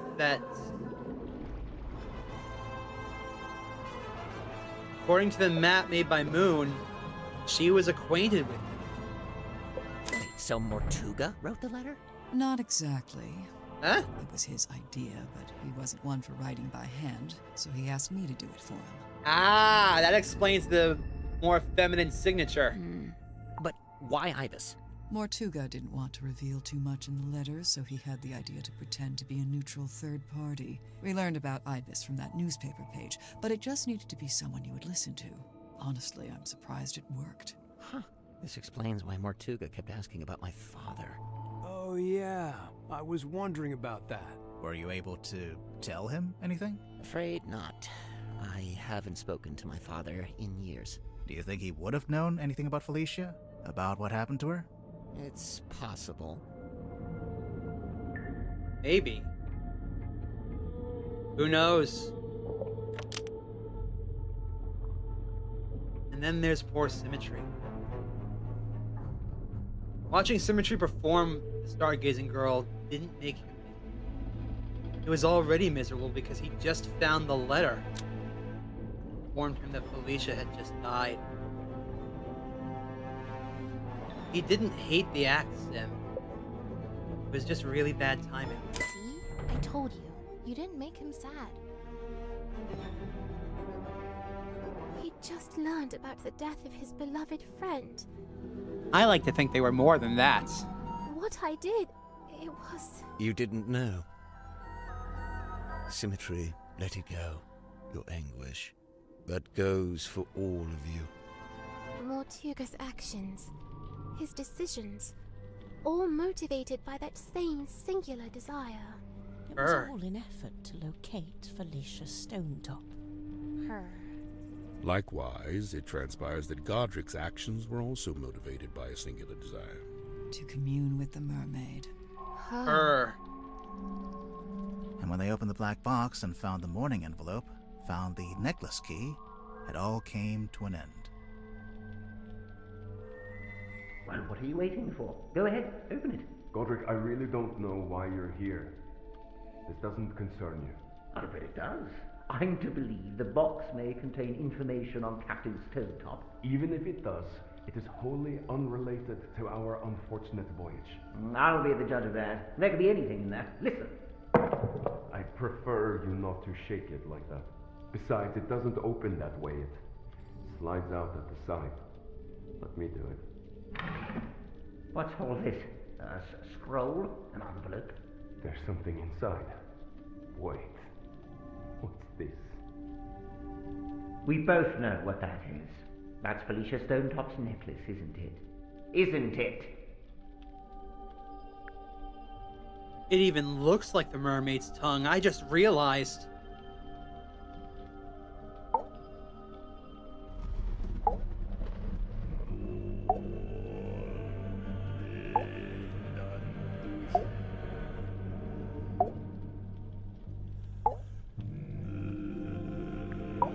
Our discovery of the necklace precipitated two important conclusions.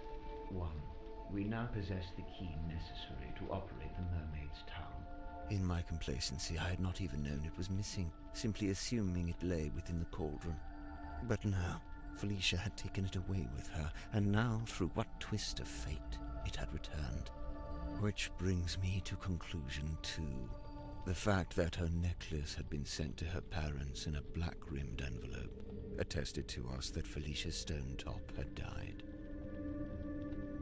Even through his burgeoning grief, Mortuga could see in my eyes how I wished to make use of the key. Fearing what ruin might follow should I act, he did what he had always done. He lied. Lied about having the Mermaid's Tongue on board. He had your best interest at heart, Godric. We both know this. However, it was a lie that no longer worked on me, for I had laid eyes upon the truth. The truth? About what Mortuga had in the storeroom. He knew.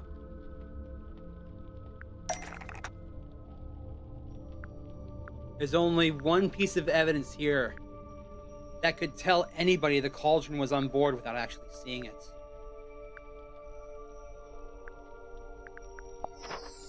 The poster. There it is. Cauldron.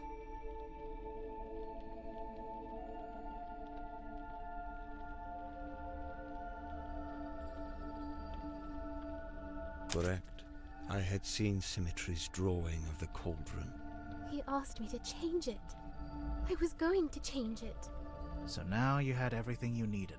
The key, the bell, and the mermaid's tongue itself, albeit locked in the cauldron. On that note, I had also surmised Mortuga's reason for rigging the iron bell onto a winch above his desk. I concluded that he had set it up this way so that he could unlock the cauldron and access its contents himself. You think he wanted to use the mermaid's tongue? You'd like to suggest Mortuga would be immune from such things, hmm? I concede it may have been an alluring prospect, but actually choosing to act, it displays a dangerous hubris. Well, maybe he just wanted to be able to get to it, but not actually use it, you know? Grip, did you actually accuse Mortuga of wanting to open the cauldron? Of wanting to use the mermaid's tongue? I did, and he flatly denied it, which caused an argument. Truth be told, we were both sick of each other. The last vestiges of our mutual decorum fell away. He attempted to shut me down with cold logic, insisting that it was not possible for one man to simultaneously turn both dials on the iron bell. Wait, is that true? Kinda? Kinda. Depends how big you are, how wide your arms are.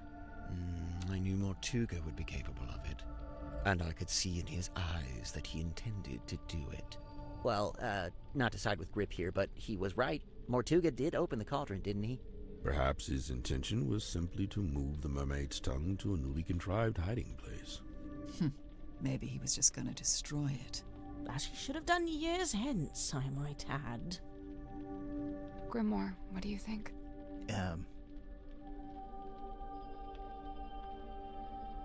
I don't know. I'd like to think that it would be to destroy it. But who knows? No one knows.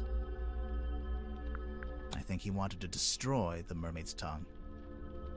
Whatever the reason, I knew it was only a matter of time. And what's more, following our discussion about the mechanism of the iron bell, I understood the specific physicality of the task ahead of him. Physicality? In order to reach both dials, Mortuga would need to hold his body close against the iron bell. He wanted more than anything to speak with Felicia. But he understood that the mermaid was not Felicia. So his head, his neck, would be right up against the mechanism. Overcome with frustration and grief, Mortuga had left the room. He had left me with the necklace key. I felt it in my hand, the metal cold and sharp. I climbed up onto the desk and wedged it into the iron bell around the back so that it would not be seen. At least, not until the mechanism activated. You're a murderer. Call me what you will. To me, it was merely insurance against continued deception and greed on Mortuga's part. If he indeed decided to keep the mermaid's tongue for himself. it is also said to speak to the dead. But here's the thing. He knows that's not what it's for. He saw it being used by Felicia. He knows it doesn't speak with the dead. It only speaks to the mermaid. If he decided, as he always had, to keep it from me, then it would be his last decision. I love that his cane shook at last. The rest you know. Having first locked himself in the room, Mortuga unlocked the cauldron and was killed by the blade of the necklace key. I tilted the submarine in order to claim the eyeball key, which granted me access to the captain's cabin and a path into the storeroom from above. I took the mermaid's tongue from the unlocked cauldron.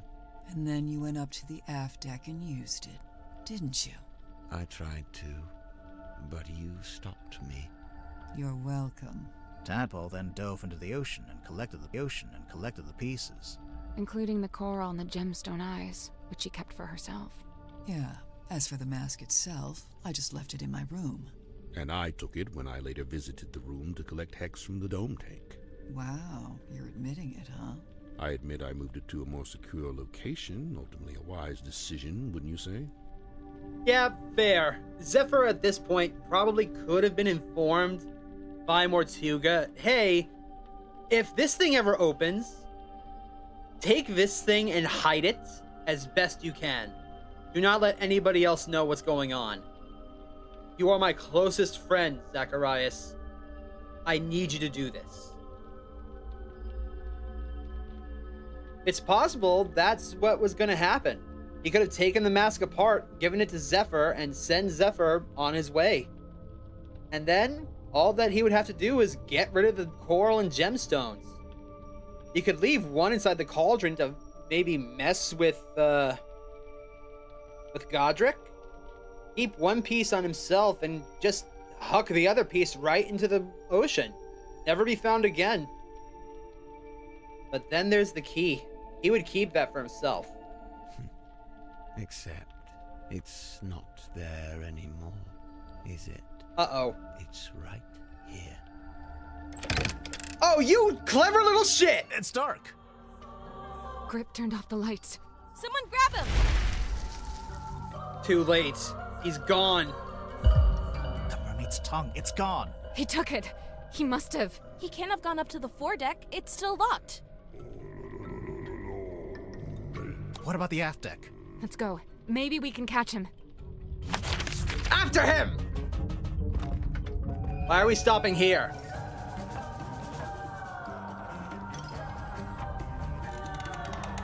Godric, no.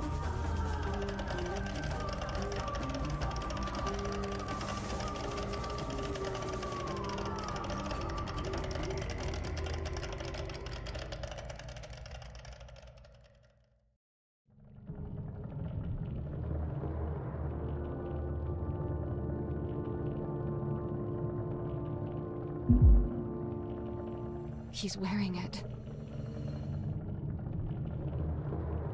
Look on his body. Another fingerprint mark. Are we too late?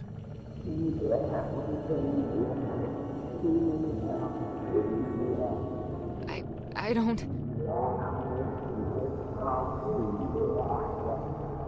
Grip? Are you...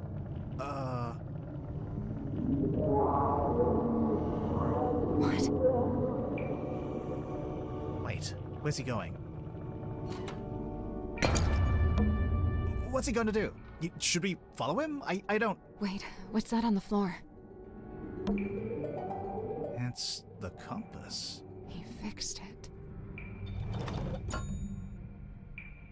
Rip left us for us in the catcher's court.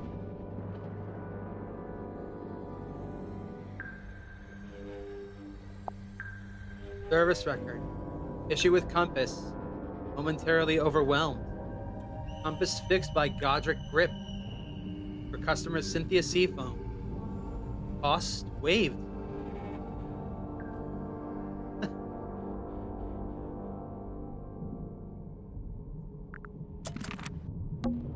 What's he going to do? Should we follow him? I don't... He's locked the door. Can you see him through the window?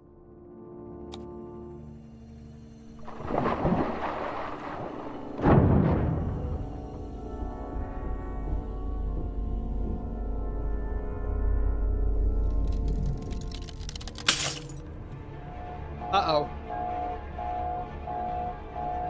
That's bad! This is bad. The pressure change, it's too sudden. It's gonna break every port window on the thing. The submarine's not... Wait, what's that? You're taking control, Ben. The radios. It's fine, just stay calm. It was too fast. It must be coming from the control room. Let's go. This entire submarine is gonna crumble. We're being held down. The submarine can't take it. The controls are going crazy. Wait.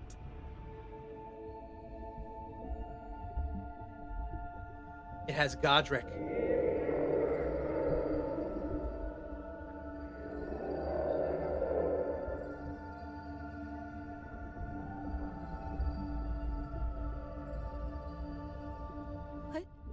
What did she... She's gone.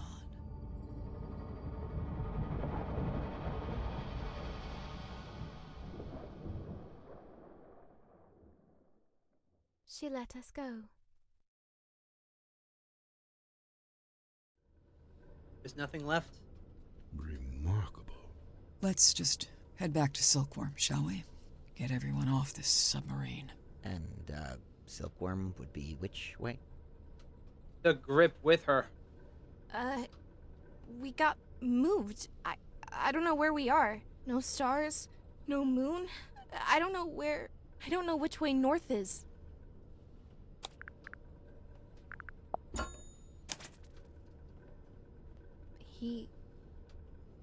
He fixed it. That's what happens when you mess with the, for lack of a better word, divine.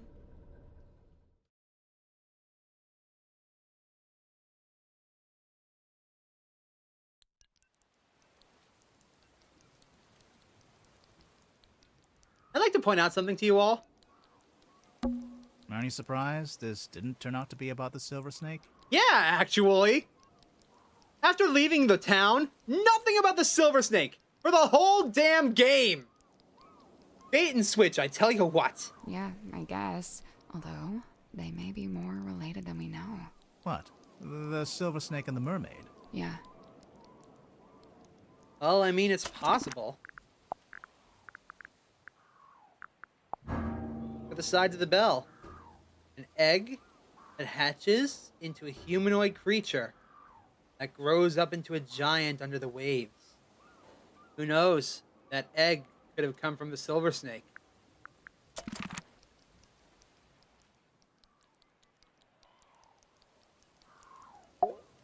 Catching up on your text messages? 0 missed calls. Can you believe that? 0. Devastating. Not even from Vanderpeer? I'm writing him a message now, giving him the deets. A very selective version of the deets. Smart. Very smart. Eyeless for the mask? What do you mean? What, the bell? Oh yeah, it does have eyes like the mask. What I'm saying is that the mermaid could be the offspring of the silver snake. Who knows? Easily one of the strangest days of my life. It's in the top 5, at least. What are you going to do now? So far, the only thing I've decided on is to go home and have a bath. A bath? You haven't had enough being submerged in water for one day? Okay, maybe a shower. Fair. Fair. I don't know about you, but I thought that was all very interesting. Yeah, I would have to agree. You must be pleased. You've come away with a new story to tell around the campfire. If people believe you. Quite right. I'm not sure it would be wise to tell too many people. No, don't worry. I'll change all your names to protect your privacy. What are you going to change my name to? Detective Galathorn. Well, I love it. A+. I'm almost afraid to ask. Sybil. Yep, this conversation is over.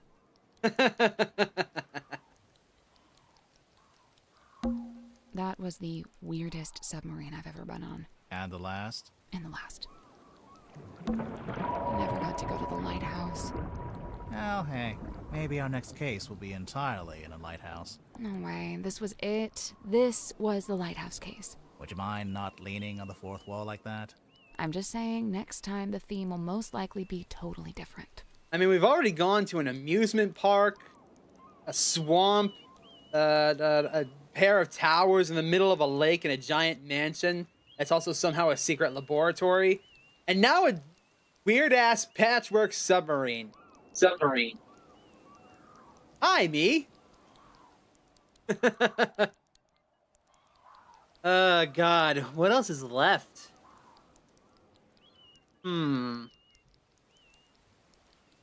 Maybe a research lab in the Arctic? Maybe a gigantic lighthouse in the Arctic? Something with ice, maybe. Ooh, or a big-ass airplane. That could work. If there even is a next time. Don't say that! Don't you dare say that! This was a lot of work. It may be unsustainable. I will pay for it out of my own pocket if I must. Please, do not say that. Do not kill one of my favorite franchises. Seriously, this is like top 3 of my favorite video game franchises of all time. Please don't end it here. Now he was leaning on the fourth wall. An airplane in the Arctic. Ooh, maybe it crash landed in the Arctic and froze over. Silkworm on sea. What do you think will happen to it? Bulldozed, parking lot, within a month. Grimoire. Well, what do you think? I think there's a chance the people who used to live here might come back. Maybe. Grip's Emporium. Want to take a look inside? Oh, a nice bit of breaking and entering to finish off the day. We've done worse. We have done worse. The Stone Top Inn. 5 stars. Nice and quiet. Would sleep on floor again. It's sunrise. How long were we on the submarine? About 26 hours? That's why I'm so hungry. Hey, you two. You okay, Cynthia? She's still processing. Of course. We all are. That, and we've just been to tell her stepfather that we're leaving Silkworm. Oh? Where are you headed? We, haven't worked that out yet. I know a place you could go. Really? Yeah, I've got a couple friends you could stay with. I'll write down the address for you. Oh, thank you. Is everyone okay? I guess so, huh? Fit as a fiddle. Oh, sure.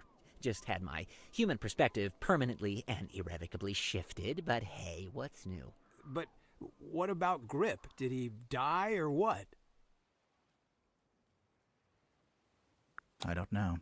But he made his choice. I really don't think it would do us any good to worry about it. Sally, did you write down that address for us? Yeah, I'm almost done. Just writing something on the back to help you out. Oh, like instructions? Kinda, yeah. You know, I really must be off. Ah, come on. You've got nowhere to be. You're quite right. Nowhere is precisely where I need to be, and I'm rather in a hurry to get there. All right, that was pretty good. I'll let that slide. And Tadpole and Zephyr stayed on the submarine? Yeah. Are they gonna rename it? Of course not. You've got to keep the Mortuga name. It's like his fingerprint on history. You say that, but by all accounts, he actually didn't like the submarine very much. That's true. It wasn't his choice to be there. He spent all his time trying to work out how to leave. Well, yes, all right. I can see that. I'd say his fingerprint is right here. It's all of you. It's Symmetry, it's Cynthia, Tadpole, Zephyr, everyone he was kind to, everyone he helped. Dude, that's real. But what about the mermaid's tongue? What about it? Well, we still don't really know anything about it. How it works, who made it. Good? Good. What? It's good that we don't know. It's right. The mermaid's tongue is a shameless shortcut, a trap for the impatient and the dissolute. But you don't want to know what the mermaid said? Oh, No. I want to know. But as I stand before you now, I can't know. You understand? That's just the way it's meant to be. What she said. That's the end. Well, almost.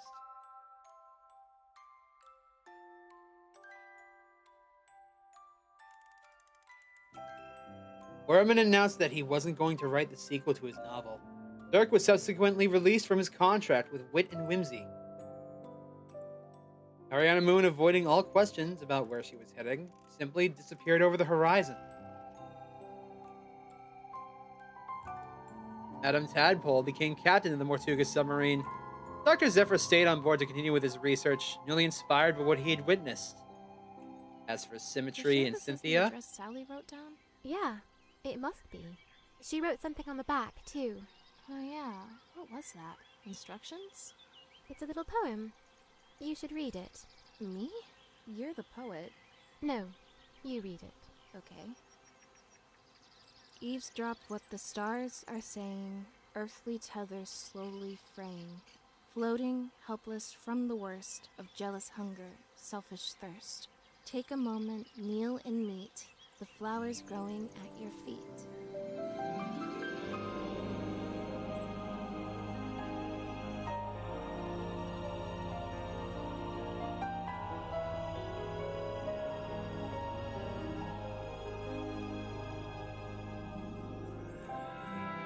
Now, doesn't that person look familiar? That, I believe, is Fifi? Fifi or Poppy? One of the two characters from the last game. And there's the other one. And there's Penny's Hatbird.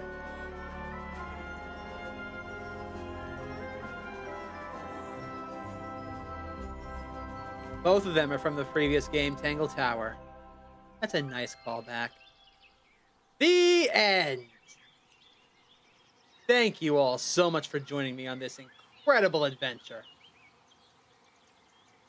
And please, SFB Games, I will help pay for the next game if you need it. These games are all incredible. Let's go check out the art gallery now, shall we? First character I drew in the game, an experienced young mechanic turned newbie submarine captain. I enjoyed playing around with the idea that she would wear nuts as bolts and spanners in her hair as jewelry.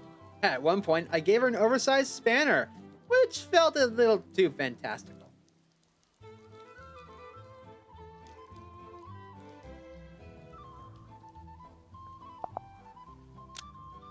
When Cynthia was first conceived, her name was Dorothy Drummond. She was less of an intrepid mechanic and more of a goody two-shoes genius who always knew the right answer. Her hair evoking someone eagerly raising their hand in a classroom. This particular outfit was inspired by German mathematician Emmy Noether. I wanted Cynthia's appearance to suggest that her new captain's role was ill-fitted for her. I put her in an oversized, authoritative sea captain's jacket that is clumsily worn over her mechanic's overalls, like an afterthought.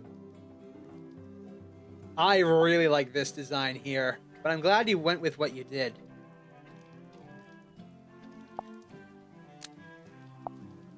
In tweaking Cynthia's design for animation, we removed the big collar from her coat.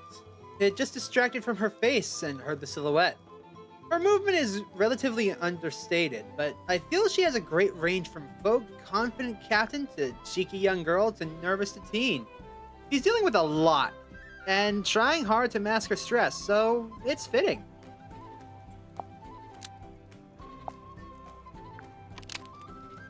Zephyr's odd profession as a dream doctor was the leading point of my original sketches. I wanted him to look wise, but equally spiritual and eccentric. We're not done, Mega Man.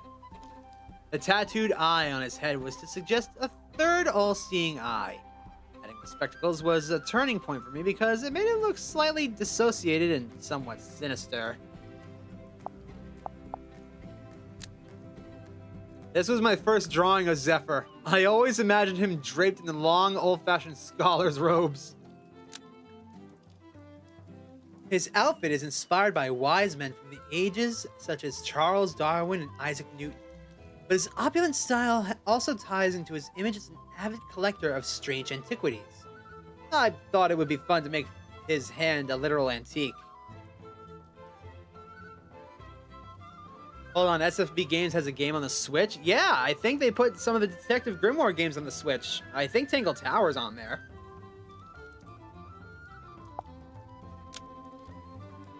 Zephyr is one of the hardest characters I've ever had to animate.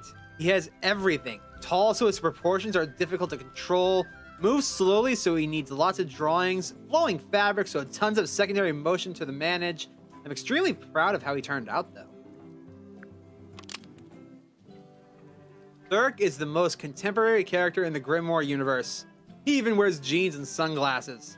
I first referenced to old-timey poster boy movie stars, but final design is inspired by more modern celebrities. Like the majority of male movie stars, we wanted him to have a generic superhero build. Dirk was modeled after popular movie actors you might have seen blockbusters in the 2010s. He's got skinny legs because he's not a bodybuilder. His muscle is just mostly for aesthetics. I gave him simple dot eyes to make him seem naive and somewhat clueless. Adam and I drew character concepts separately, and then we would compare and develop characters further based on the combination of the ideas. I originally drew Dirk with blue puppy dog eyes, but Adam drew Dirk with naive looking dot eyes, which felt much more in line with his character, so it stuck. In case you're thinking it, yes, I was consciously evoking Johnny Bravo with the animation smears. Dirk was very fun to pose, and some of these sketches became animation poses with almost no revisions. Dirk draws from a rich lineage of good boys. So, I'm gonna be real here. I wasn't thinking Johnny Bravo. I was thinking, Fred from Scooby-Doo. I like this in the bottom. I like that. Sim was originally considered to be the prime suspect, and to add to the suspicion, we wanted her to be spooky looking.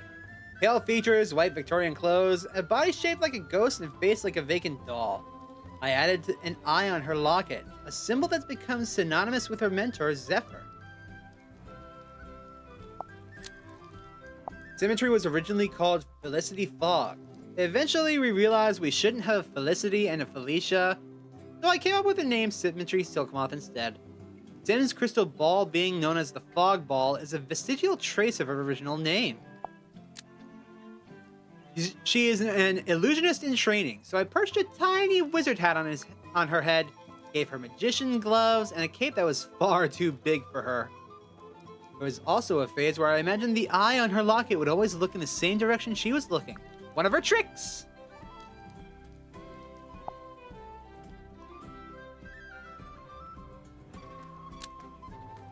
Sim is one of those characters where translating Adam's design into 3D dimensions was a lot of fun. She has a great box-shaped head, so it was important to me that it worked from all angles. I ended up giving her some subtle rubber hose arms in motion, making her look like a bit more pathetic and adding to her antiquated image by evoking 1930s animation. There were rumors that Mortuga was under a curse, and that he couldn't leave the submarine to see the light of day, much like a vampire. He is the visual combination of Sinbad, Captain Nemo, and Count Dracula. I gave him sunken vampiric features, as we wanted him to seem intimidating. I tried to imagine the way this curse might affect his appearance. His hair is starting to look like coral. We also needed to show off an important scar on his arm, so I came up with the idea of him wearing a half-ripped jacket. More sounds like Davy Jones' curse in Pirates of the Caribbean in a way. I don't know. Oh, there's only two. Rip's original inspiration was somewhere between an eccentric snake oil salesman and Willy Wonka. I like the idea that his face could be wide-eyed and overly friendly, then quickly become dark and scheming. Eventually, I started to incorporate the aeronautical theme into his look. I experimented with compass belt buckles, propeller bow ties, and eventually the recognizable hot air balloon hat. Once we shrunk down a version of the hat for Cornelius Kane to wear, we knew we had found our grip.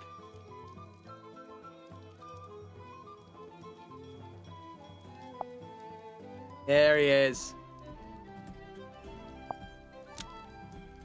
Grip was surprisingly hard to animate. We simplified him quite a bit after I came on, but he still has a lot going on and very difficult proportions to control. I love how he turned out though. I'm pretty sure he has the most unique poses of any Grimoire character ever too. Hope you appreciate them. Yes, I do appreciate the wacky man. The wacky man who has seen things. A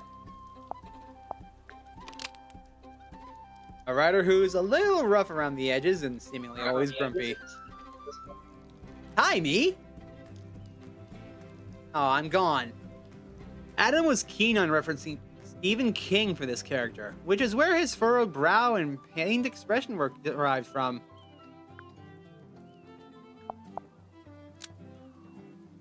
This is my earliest drawing of Werman. I imagine him with a perpetual 5 o'clock shadow, wrinkled clothes, and a dated haircut. I always felt like he should look like he belongs in the 1970s.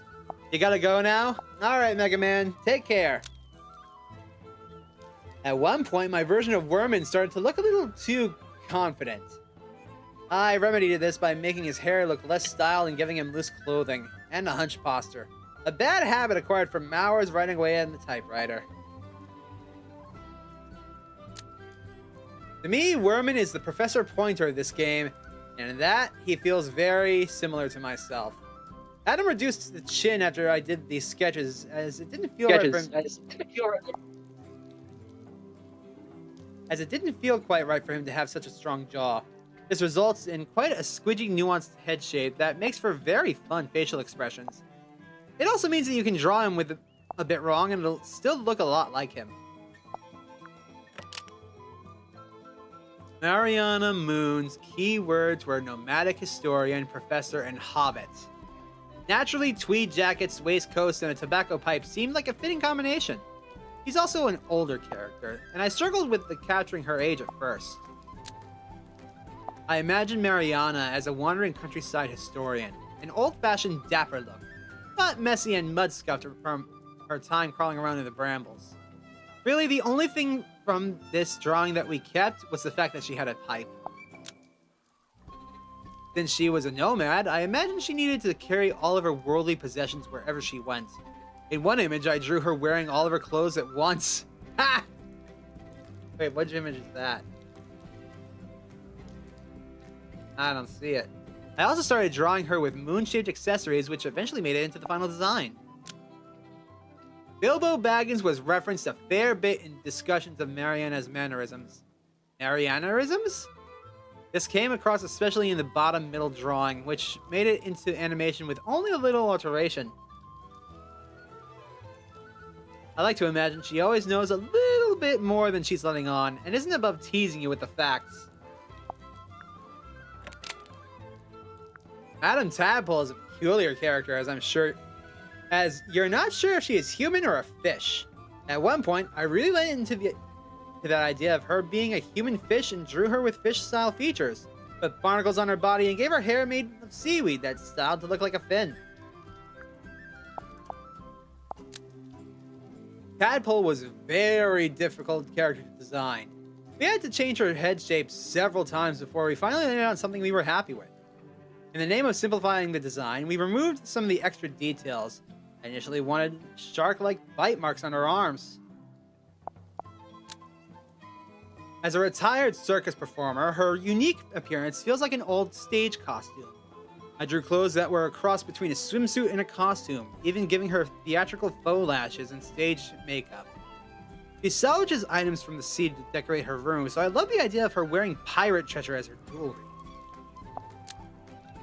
Tadpole's body language is usually understated, even graceful, but occasionally she'll break out into broad motion that'll make use of her huge arms in a way that's quite striking. I wanted to give her a shark teeth at first, but it ended up being too distracting.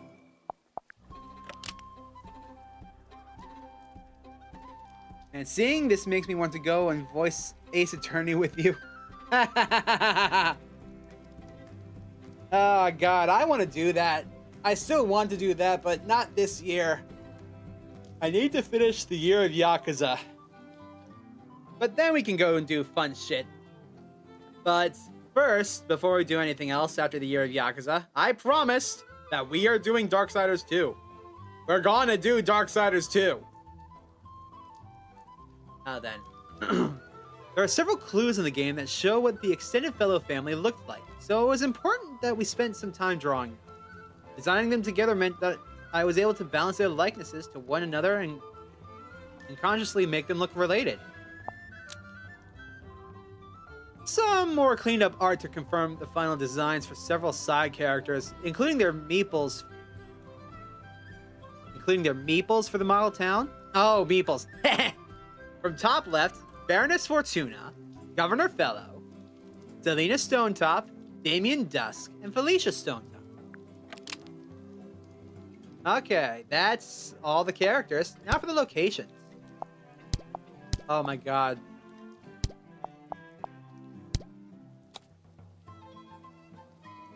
Yeah, this is gonna probably take another hour to get through, but I'm okay with that. The first scene in the game. The original idea was to have players think they might be already on board a ship, so the space is very wooden for this reason. The abandoned inn has wooden slats on the windows, which we use to create dynamic lighting when the green light on the submarine appears. Maybe. I don't know. Here, we wanted to seed the idea of themes by of the themes of Silkworm on Sea by showing a lot of sea serpent imagery. I like the idea of starting the game in a seemingly inconsequential location, but have the game meaning as you play through the story. Although for people who have played Tingle Tower, the Stonetop name may ring a bell immediately. You're damn right it did! The biggest story in this abandoned fishing town is the discovery of a sea serpent, which we represented with a statue in the town square. It felt more impactful to show a close-up of the fisherman's foot holding down the serpent, driving home the narrative of the serpent being the town's conquest.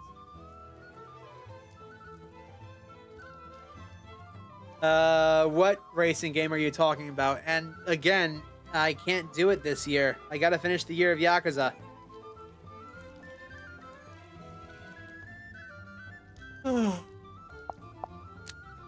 Silkworm on Sea is named after the silkworm, the larva of a silk moth, which carry the symbolism of transformation and death. I was drawn to the concept of the silkworm as the mortal shell that perishes, the silk moth as the ethereal ghost that transcends. Some of these buildings are an early insight into the suspect that you have yet to meet, so it felt important to design them properly. I created concept art for the whole high street, even the shop branding. One of these designs was the emblem for the Stonetop family, which would appear on the inn and in several other places throughout the game.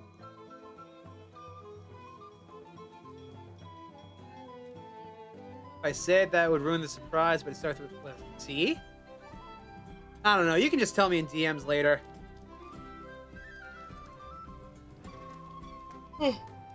Pardon me.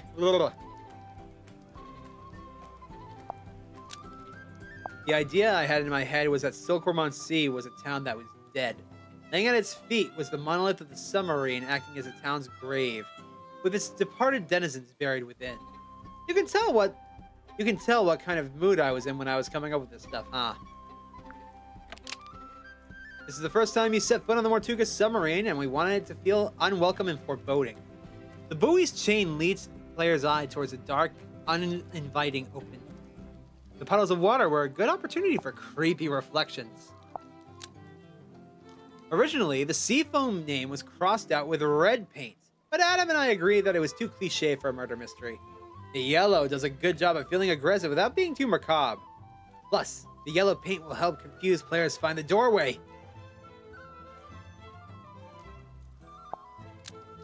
Originally, I planned a harbor area between the town square and the foredeck, where you'd fully see the submarine sitting in the water. Catherine convinced me that we didn't need it, and boy was she right. Alright, now we're at the aft deck, moving our way down. The benefit of a submarine made of two former vessels means that some areas work as a time capsule, giving you a window into the past. Great for environmental storytelling. Something big and violent happened on the Dear Selena ship, and we used the blood red sky to add to that uneasy feeling. God damn it, no yawning. Stop that. Submarine that is part metal and part wooden ship is a bit too fantastical to be believable.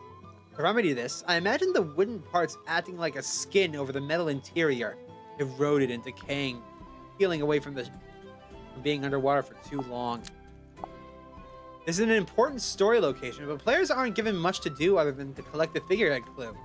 Originally, your discoveries here prompted a discussion between Grimoire and Sally, but several of those were cut from the scope. But I generally found it more interesting to save all those revelations and conclusions for the ending. I kind of missed when we would stop and talk with Sally about things. This would have been a great place to do it. Discuss what could have happened here.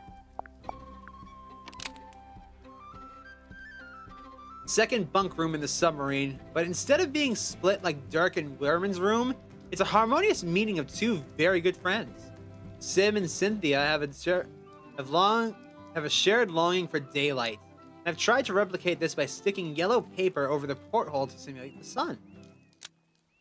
We wanted the room to look like a postcard perfect countryside scene. They've used pots and pans to decorate the room with various plants. The idyllic miniature house in the center of the room used to belong to Sim and Cynthia's pet, Tremble Mouse, who sadly didn't make it into the final game. Bedrooms are a great way to show how a character is feeling, and this room was used to show Sim and Cynthia's yearnings to live amongst sunlight and nature. Even when the pet mouse was removed from this game, we kept the little wooden house as it importantly represented the kind of home Sim and Cynthia wished to live in. There are 2 bunk rooms in the game, and we needed them to feel distinct from each other. In this case, we wanted the room to mirror the roommates' personalities. Worm inside is shoved in a corner, badly presented and messy. He's too consumed with writing his book to keep things tidy. In stark contrast is Dirk's neat and tidy, expensive side of the room. His bunk looms over Worman's like he's on a pedestal, whilst Worman works away behind the scenes. Adam found the hanging tuxedo humorous because why would you ever need one in a submarine? Celebrities always need a tux, right?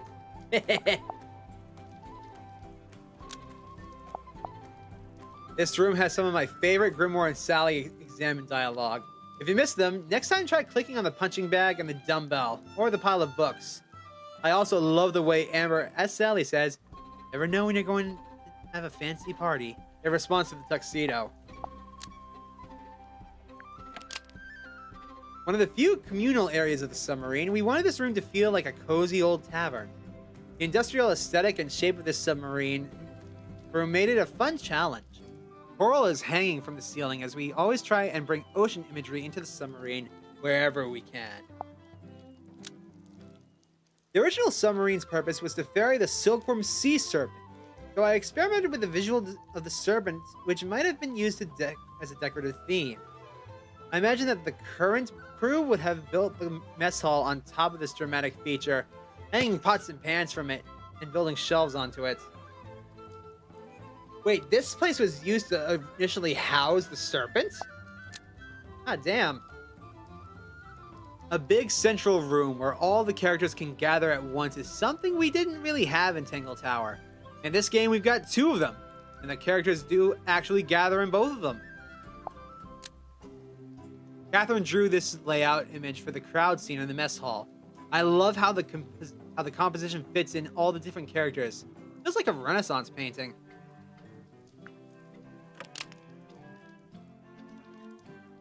This bedroom was intended for a young Cynthia and has remained unchanged for years. Due to the damp nature of the submarine, the wallpaper is peeling away, making the room seem old and haunted. All the toys and decor are sea-themed, including a rocking seahorse and a doll submarine. Oh, this was supposed to be Cynthia's room, but Symmetry took over for it. Okay. Sim is an illusionist by trade, so we imagined her practicing her tricks in here. There's a freestanding walking stick to sell the idea, and I also used a fallen lamp to create an eerie stage-like feel to the room. Her suitcase was aptly inspired by 20th century magician traveling cases. The seafoam submarine was conceived when Cynthia was quite young, so this room was to be her playroom, possibly her bedroom. However, it never ended up being used for that purpose. The painting at the back was used to provide an immediate example of Sim's illusionist trickery, before she's probably revealed to the player. Yeah, but we caught on almost instantly, didn't we? The most important location in the game, the crime scene. Adam already had a clear vision for this space and created a 3D mock-up. Along with the cauldron, he was keen on the porthole also being like the center of the room. Like it was watching. Almost like the sea itself was a witness to the murder. It was here where we decided, for dramatic effect, that the cauldron would emanate a eerie, otherworldly green light. This green light is a recurring theme throughout the game, and we wanted it to feature heavily here. This is a 3D model I made to explain my vision to Catherine. It was a particular combination of ideas: the dead end of a utilitarian submarine corridor, the world's smallest magic show, a window looking out into the mysterious void of the ocean. The Illusion Theater takes the form of a locked room with no way in for anyone to witness the crime. Unless, of course, they were out in the ocean looking in through the window.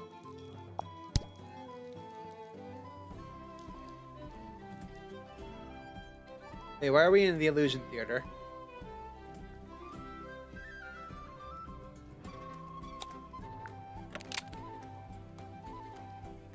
Okay, after seeing the foredeck, we wanted to surprise players here by creating an opulent mansion-style room that would contrast to the submarine's cold metallic exterior. Ornate paintings decorate the curved walls, including a huge ominous mermaid painting, setting up the themes of the game.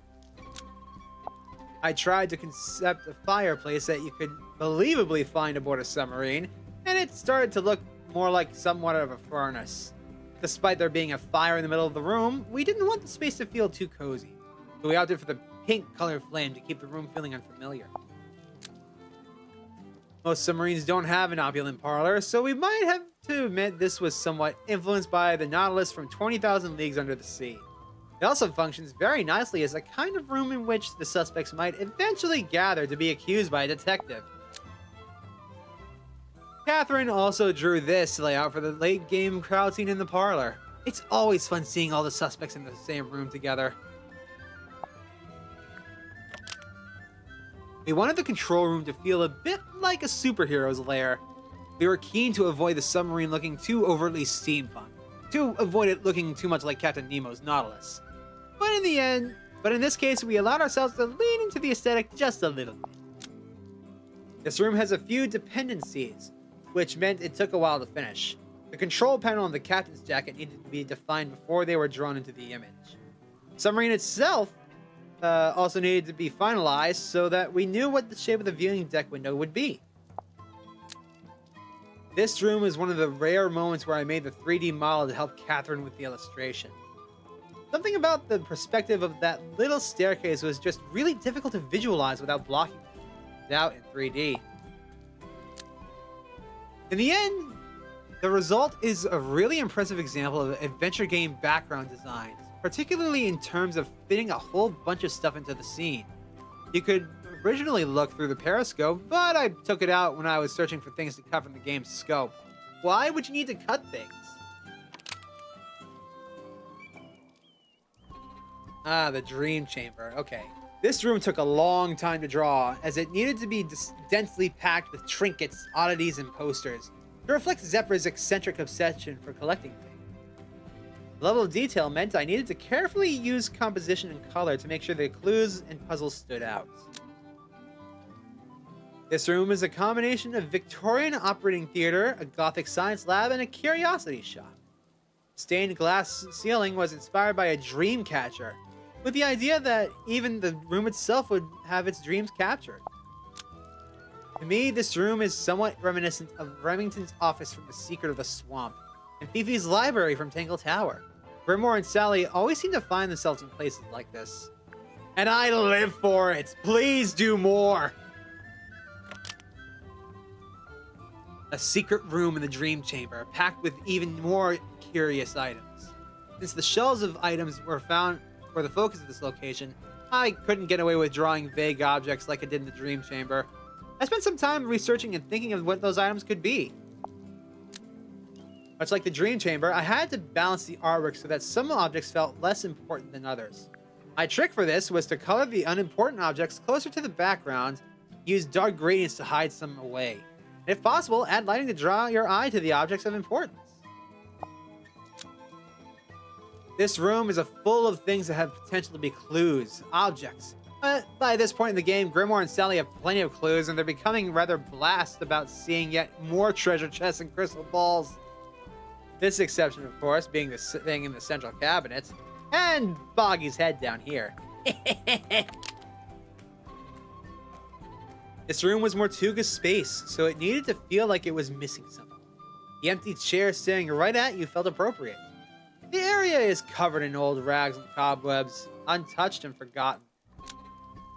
We later added the iron bell into the room, which loomed over the captain's desk, and in an almost metaphorical way. The wood carvings on the wall also act as a metaphor, a huge open-mouthed creature almost engulfing the captain in his deed. I wonder if people who have recently played Tangle Tower were stopped in their tracks when they saw that empty birdcage hanging from this thing. A little bit, yeah.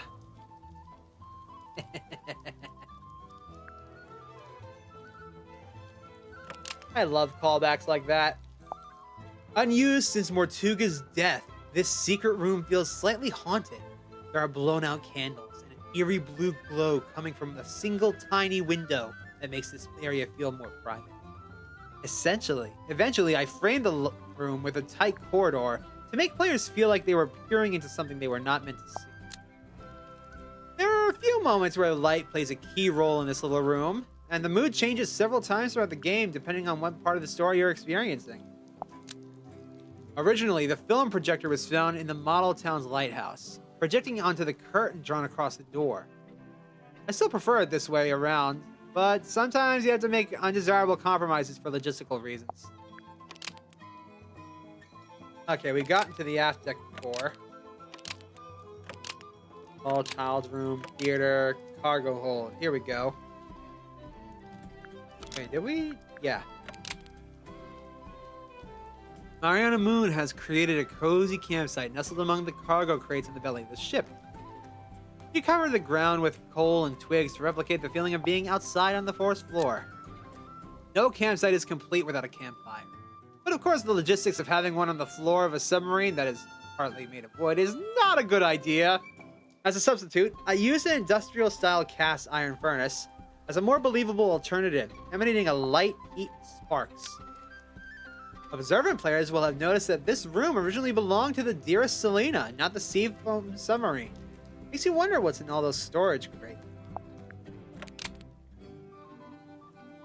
We liked the idea that Grip's shop would look like he set it up straight out of the balloon's crash site, tangled up in the pipes with his basket still swinging in midair. The logo on the balloon itself conveniently acts as the huge sign looming over the shop. Grip has used the engine room in inventive ways. The compasses are displayed on the spinning cogs that rotate them like the shop items in a video game. A big star painted on the giant rotating cog in the background makes the shop look like a special offer advert. He's even created his own customers out of cardboard. I had to assume Grip sleeps curled up in his basket at night because I am not seeing any evidence to the contrary. Several people in this game don't have obvious beds or bedrooms. We had a similar problem with Tangle Tower. After traveling for much of her life, Madame Tadpole wants to settle down. Despite it being an airlock, she's made the room feel homely. The decorations were salvaged from the sea, so everything is slightly broken or tarnished. The images of the wall were from a shipwreck, photographs of long-lost souls. I wanted this room to create the illusion that you are underwater, so I added elements like a coral reef shelf, a light feature that looks like a suspended jellyfish, and pillows that look like sea anemones. It's a bright, pastel-colored respite from the rest of the game, which is often gloomy.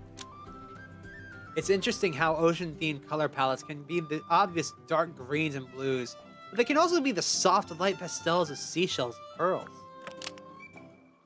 To sell this room as a functioning airlock, we needed to add practical features like a door, a water pump, and a ladder to get in and out.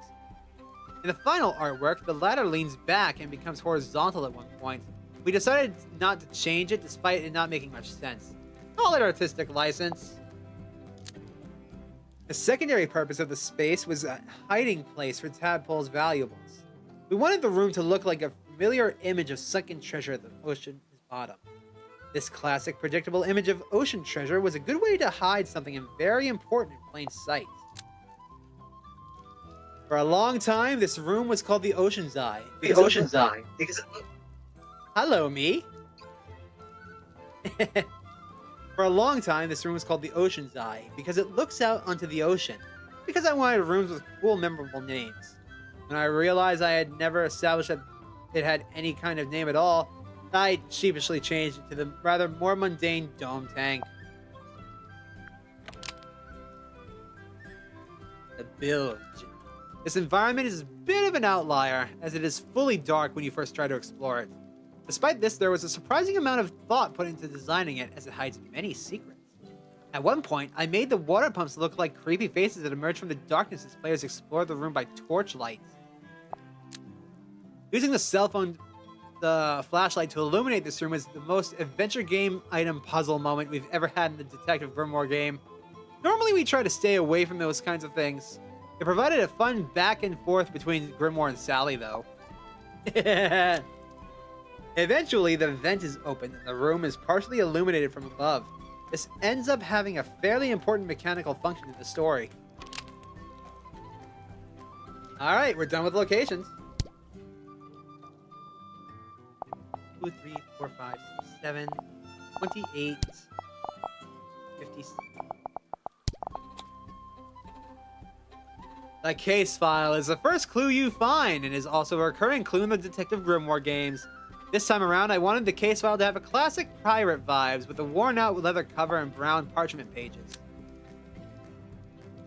The composition of how all the information is laid out in this piece was really interesting to put together, especially as the first clue the player gets as an introduction to the case. Making the folder and the papers look like they were used and well worn was a fun aspect of the texturing process for this clue. Designing a book cover from replicated retro novels from the 80s was a very fun brief. I was thinking of musty old books you would find in the library with worn out covers, pages falling out, and wrinkled covers.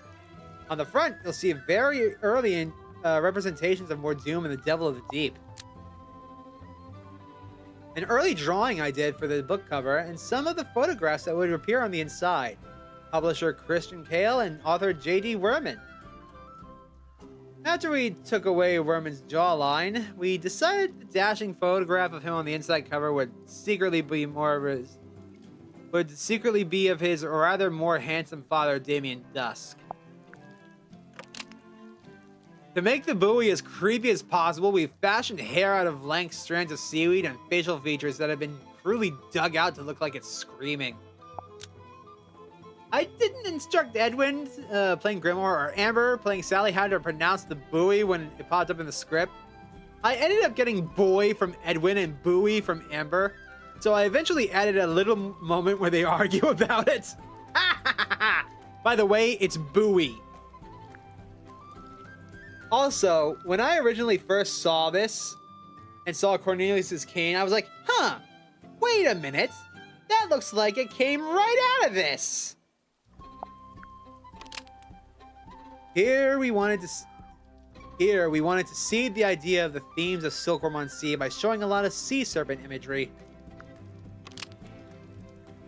Originally, these tablets had a garlic symbol on the label, so they could act as a red herring in relation to circulating rumors about Mortuga being a vampire. We later changed the symbol to a sun to represent vitamin D tablets. Sim used this cloth for her new magic show. She had limited resources on the submarine, so I imagined her finding an old sailcloth and repurposing it. I created a paper model to help me figure out the placements for each of the graphical elements, so that it worked folded up and when covering the cauldron. Drawing smashed bottles is trickier than I thought. Most drawings ended up looking like a pile of nondescript glass, and it was important that people could figure out what it was originally.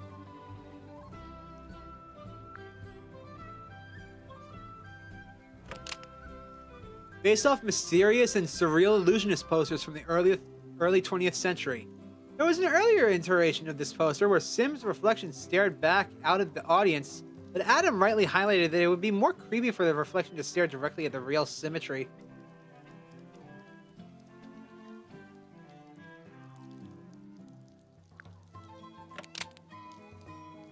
The cauldron is central to the murder, so it needed to be sinister and foreboding. Interior scratch marks made it look like something tried to escape from within.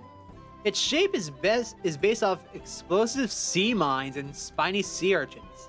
The otherworldly iridescent colors on the inside were inspired by abalone shells. Oh lord, this thing. This doll was made by Symmetry, so I imagine the head to be hand-carved from wood instead of manufactured plastic.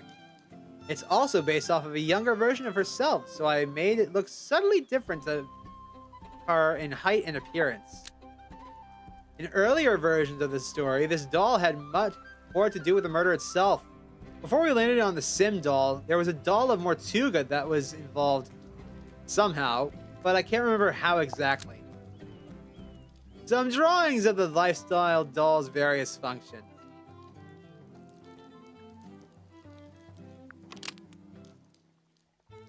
An invention unique to the Grimoire world, this projector was originally stored within the model town's lighthouse, which meant it had to be cylindrical in shape. Based its aesthetic from technology from the early 70s and 80s. Sometimes the paper clues require more design work than the clues of other kinds. In this case, every single element on both sides of the single page needed to be considered, from the newspaper logo to various company adverts.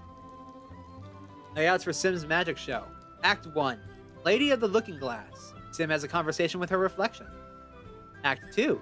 My departed Uncle Gregor. Sim attempts to telephone her deceased uncle, but is put on hold. Act 3. Ascension of the Silk Moth. Sim emerges from a bandaged cocoon in this escapology finale. This glass eye has a key hidden inside.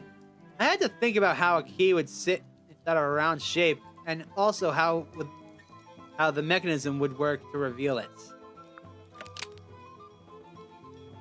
Sim wears this locket all the time, so it looks a little tarnished and old.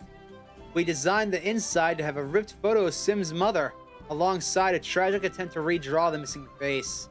It's always interesting to imagine the drawing style of a character, especially when they're young. We wanted the ship's wheel to mirror the Frankenstein nature of the Mortuga submarine, by being made of parts from the Seafoam submarine and the Dear Selena ship. I designed this clue alongside Cornelius Kane, as players would eventually discover the two are linked. In the game, Cynthia crafted this with her own scissors and tape, but creating this clue was a design process for us too. I initially drew the ship and submarine as separate designs, and then collaged pieces together to nail down the final design of the Mortuga submarine. A well-used nautical logbook, dog-eared and stained. All the graphics and logos in the game required some design work. The captain's log logo was no exception, despite its simplicity. This regal captain's jacket needed pockets bulky enough to hide something substantial in them. There are several embroidered details on it, including the Seafoam emblem and a pattern at the bottom depicting a whale's tail diving down into the ocean waves. Is there? I didn't even notice. This thing is a triumph. One of Kendra's very best 3D models. It looks so much like its hand-painted concept art. There are a lot of paper clues in this game, and I wanted to make sure each one felt unique and rewarding to find. Adding narrative context helped a lot. In this case, Cynthia has naively taped this important document onto the back of their chair. At first, the bottle cap was a creepy skull, but it felt much more Zephyr when we modeled it to mirror the dream helmet. It proved tricky to visualize a cephalopod creature squashed into a bottle, showing visions on its skin, though. Another strange Zephyr invention. I looked at vintage radios as inspiration for the base, and experimented with different sorts of connections, plugs, including a palm tree hand. The distinctive green color of the crystal ball was chosen to contrast with the pink colors of the dream chamber. Zephyr's state-of-the-art dream catcher, one of his many nonsensical inventions. The funneled shape mirrors the cap of the Hex bottle, as they are similar technologies. We originally had a golden thread acting as a wire that dreams could be channeled through, but this eventually became the antenna. The dream helmet ends up being a red herring of sorts. Even in its own contained story, as Grimoire and Sally prove that it doesn't seem to do anything at all. Oof. A catalog containing various oddities for sale. One of the last clues we finished working on, as we had to wait for the mermaid's tongue design to be completed before we could include it. It was fun developing the graphic design on the front, which can be based on the idea of a cabinet of curiosity. Another great way to show characters from the past is through paintings.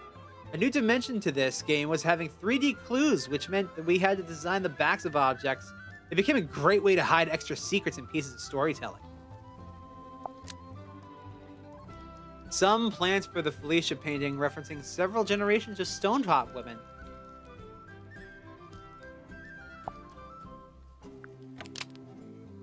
The iron bell is actually based on 18th century diving bells. Its hanging hammer worked great for the hidden mechanism within the bell, as well as being a fun red herring. We use the bell as the opportunity to deliver some extra lore by presenting the hieroglyph-style story panels on the side. This small wooden modeled version of the Dear Selena is out of a bottle. I went for a rectangular bottle for this clue to make it feel different from the other bottle clues. It was a coincidence that it was the perfect shape to house a model ship.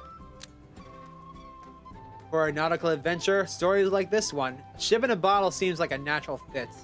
I'm glad we found something interesting to do with it, given how it conceals a secret within this little wooden cabin. I tried out several handheld radio designs before settling on the one that felt most in line with a submarine steampunk style tech. The costumes were made by a young Cynthia, so I wanted them to look crudely crafted by a child who had very few materials on hand. As I simplified the silkworm buildings down to the most basic shapes, the challenge was to make sure they were still recognizable. It was a lot of fun doing the same with the characters when I designed their meeple counterparts. I made this plan for the model town. I wanted to make sure the layout agreed with what the player had experienced so far, namely the town square area. Ah, okay. We're done with clues 1. Now for the other clues. Alright. Dirk brings a lot of 90s era clues into the Grimoire universe. This clue was particularly nostalgic for me to work on, as it was based on pop culture magazines I would buy as a teenager. Julie's poses were inspired by photo shoots of a particularly famous actress. It was fun drawing the Hollywood versions of Magnus Mortuga and Marcus Mordoom for the blockbuster poster. Adam would usually create the final artwork from any photos, then I would add the final rendering effects afterwards to help set the art into the style. It took a while to develop all the necessary elements for the movie poster. The 2 actors, the 2 characters, the movie logo, and so on. In this old photo of Cynthia's family, you get to see her mother wearing the captain's jacket. This is also the first drawing I did of Cynthia's stepfather, Donovan Drummond, but it became the final character design. The final character art for the family photo. Cynthia's pose mirrors that of her adventurous mother, but the wrench in her hand mirrors that of her mechanic stepfather. I wanted to put the young Cynthia into a bright t-shirt with a sun image on it. That looks suspiciously like it's from Mario Sunshine. The Indeed shows several examples of character signatures, which all had to be designed to feel unique and recognizable. I also used this clue as an opportunity to nail down the design for the Stonetop Inn. This design would later make its way into the town square background. An image of the large face captured by the submarine's underwater imaging system. I love that this doesn't even have that big of a description for it, despite how, freaky and important it seems to be. We looked at a lot of older phones for reference as we wanted to capture the chunky aesthetic of the 90s technology. Still, it's one of the more modern objects you find in the Grimoire game. We normally try to avoid real-world technology in the Detective Grimoire world, but this cell phone was an exception. Reading through all the messages provided for good interactive experience for the player. Did you notice how it's not a touch screen, except for when it is during the initial puzzle? Yeah.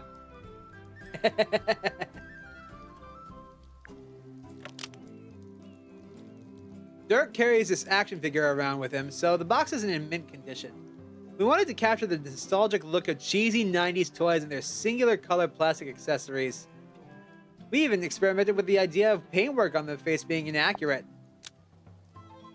I removed it from its original packaging! It's no longer a collectible! I'm a big action figure guy, so I thought to keep this clue in the game, even though it only serves a very brief mechanical purpose. Sometimes you just want to put a thing into your game. As you should. This is Werman's typewriter, so it had to look as messy and unkempt as he was. We wanted the typewriter to look like it had been overused, so we experimented with irregular key heights, and letters on keys being upside down or rubbed off entirely. I like the idea of this letter being written on very thin paper. God damn it, no yawning. No yawning, not yet. So that you can see the writing on the other side. We faked the see-through effect by adding faded backwards writing onto the actual texture. This also works as a signal to the player that there's more writing on the other side. I didn't even notice. It's so simple, but it's so graceful. This translucent paper effect is one of my favorite things we did with the 3D in the entire game. As this was a map made by Maria Moon, I first explored using sticks as scroll rods. We eventually ditched these in order to prioritize the map itself, so that it was still readable within the size limitations of the clue screen.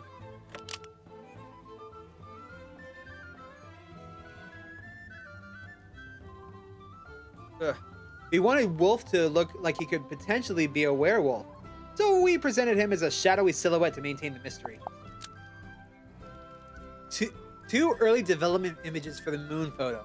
The scene depicted is a combination of Wolf's strongman act and the tadpole's mermaid act. Much about Wolf and Tadpole's relationship ended up as unsaid. I wonder if players will be making their own conclusions.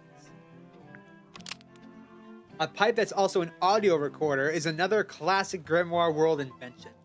The mouthpiece serves as a discrete recording button. The 90s inspired tape pods insert into the chamber, and the buttons are camouflaged into the stem. We wanted players to believe that Mariana could pass this off as a normal pipe the whole time.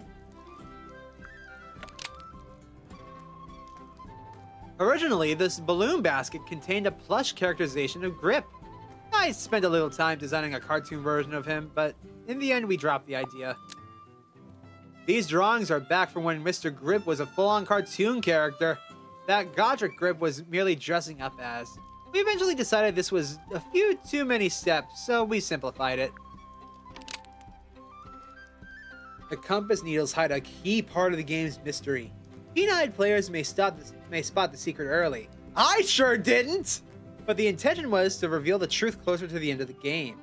It was a challenge to visually balance the needles so that the secret didn't stand out too obviously.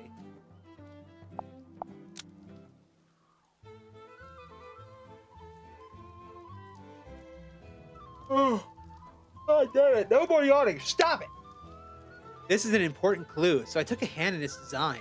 It was necessary to create just enough visual noise so that we could hide something in plain sight.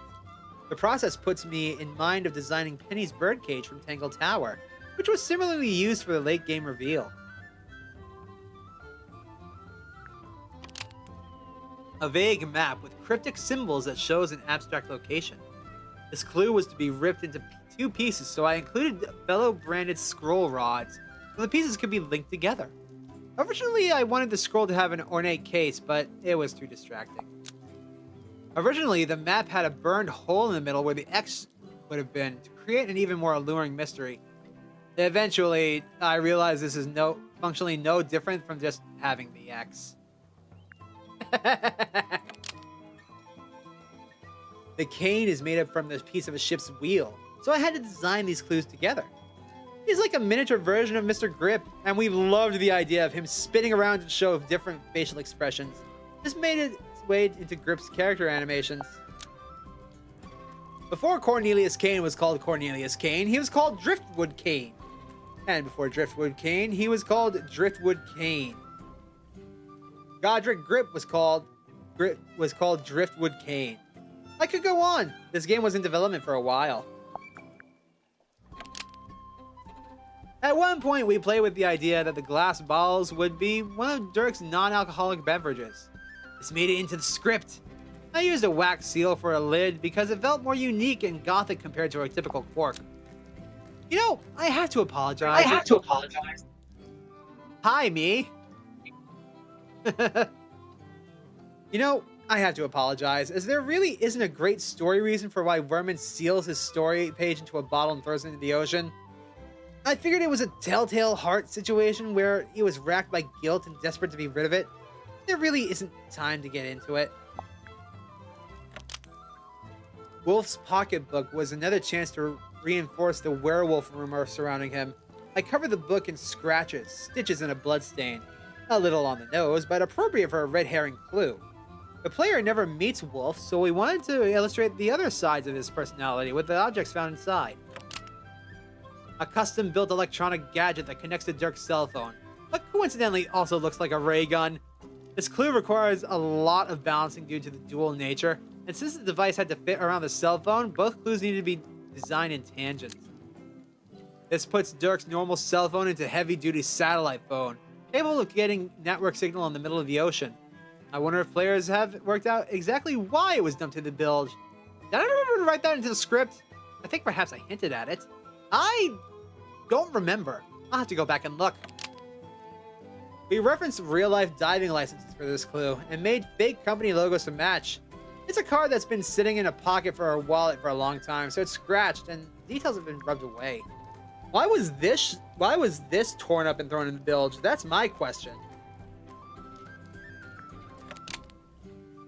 A deceptively generic-looking pile of pirate treasure, which later turns out to be a hiding place for some significant objects.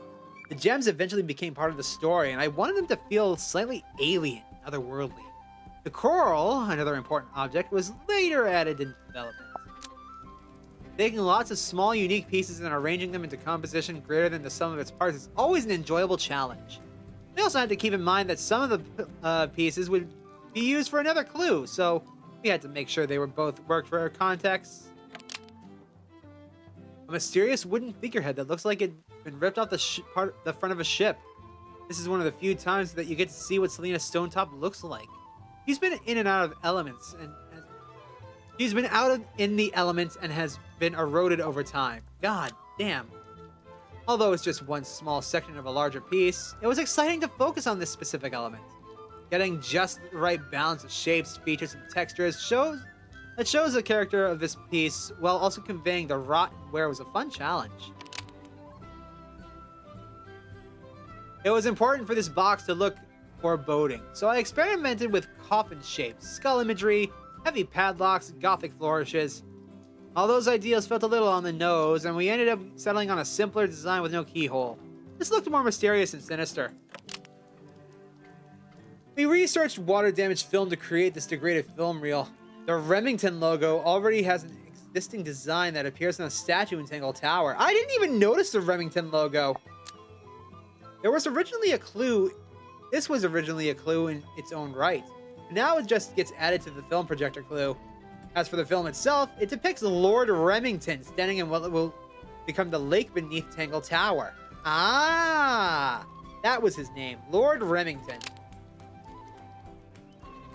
I'd already done a lot of the work for this clue when designing the ocean map. I added some damp and degradation to this side of the scroll as it had been poorly preserved compared to its other half. This is based on Victorian-era mourning envelopes, which were used to communicate news of someone's death. We knew we needed the embossed shape of the necklace key on the envelope, so we took this opportunity to design it. At one point, I had the wooden buoys face feature on the key signs, just they were linked. Yeah, I noticed that. You kind of did. But the shape of the key itself is more in line with the mermaid's tongue, and I like that a lot. After a lot of development, we eventually ran with the version that looked like the Saxon helmet made of flesh. The mouth rotates when it creates sound, so I designed it to look like the inside of a cassette tape reel. This motif then became subtle visual language throughout several clues in the game. The mermaid's tongue might be an alluring prospect, but choosing to use it displays a dangerous hubris. The only two people in the story who confirmed to have used it were Felicia Stonetop and Godric Grip. Although it seems that Selena Stonetop, or perhaps her father, may have also used it long ago. Long ago.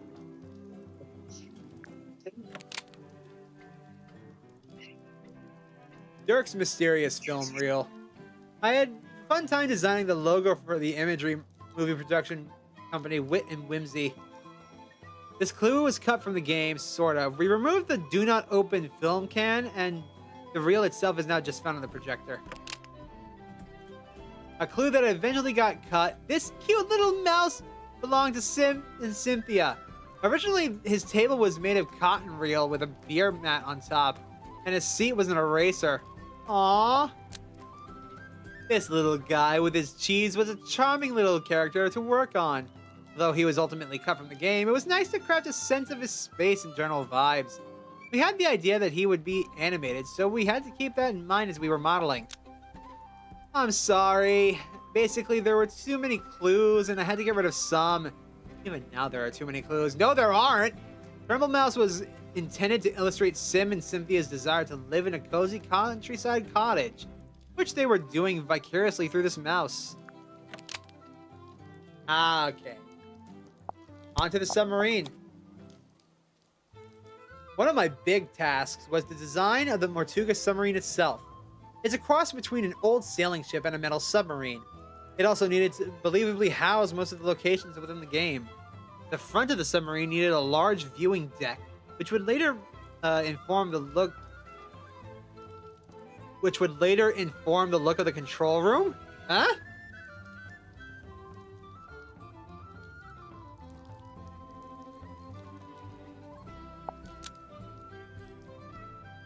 During my research, I found an image of a submarine that looked like a shark, which inspired me to characterize a submarine with a face like it was a sea creature. At one point, I collaged together various fish images to try and create interesting silhouettes that felt familiar but also alien. I remember seeing fishing boats on a trip to Vietnam that had the eyes painted on the front of every boat. One of the reasons for this was to scare away sea monsters. I loved this idea and added a similar feature to the back of the submarine. Here, Catherine arrives at the final design for the Mortuga submarine. One of the last major changes we made was to the scope of the wooden sailing ship, the Dearest Selena. We realized it needed to be much smaller and simpler with only one sail, rather than several, as it could be apparently crewed by only 2 people.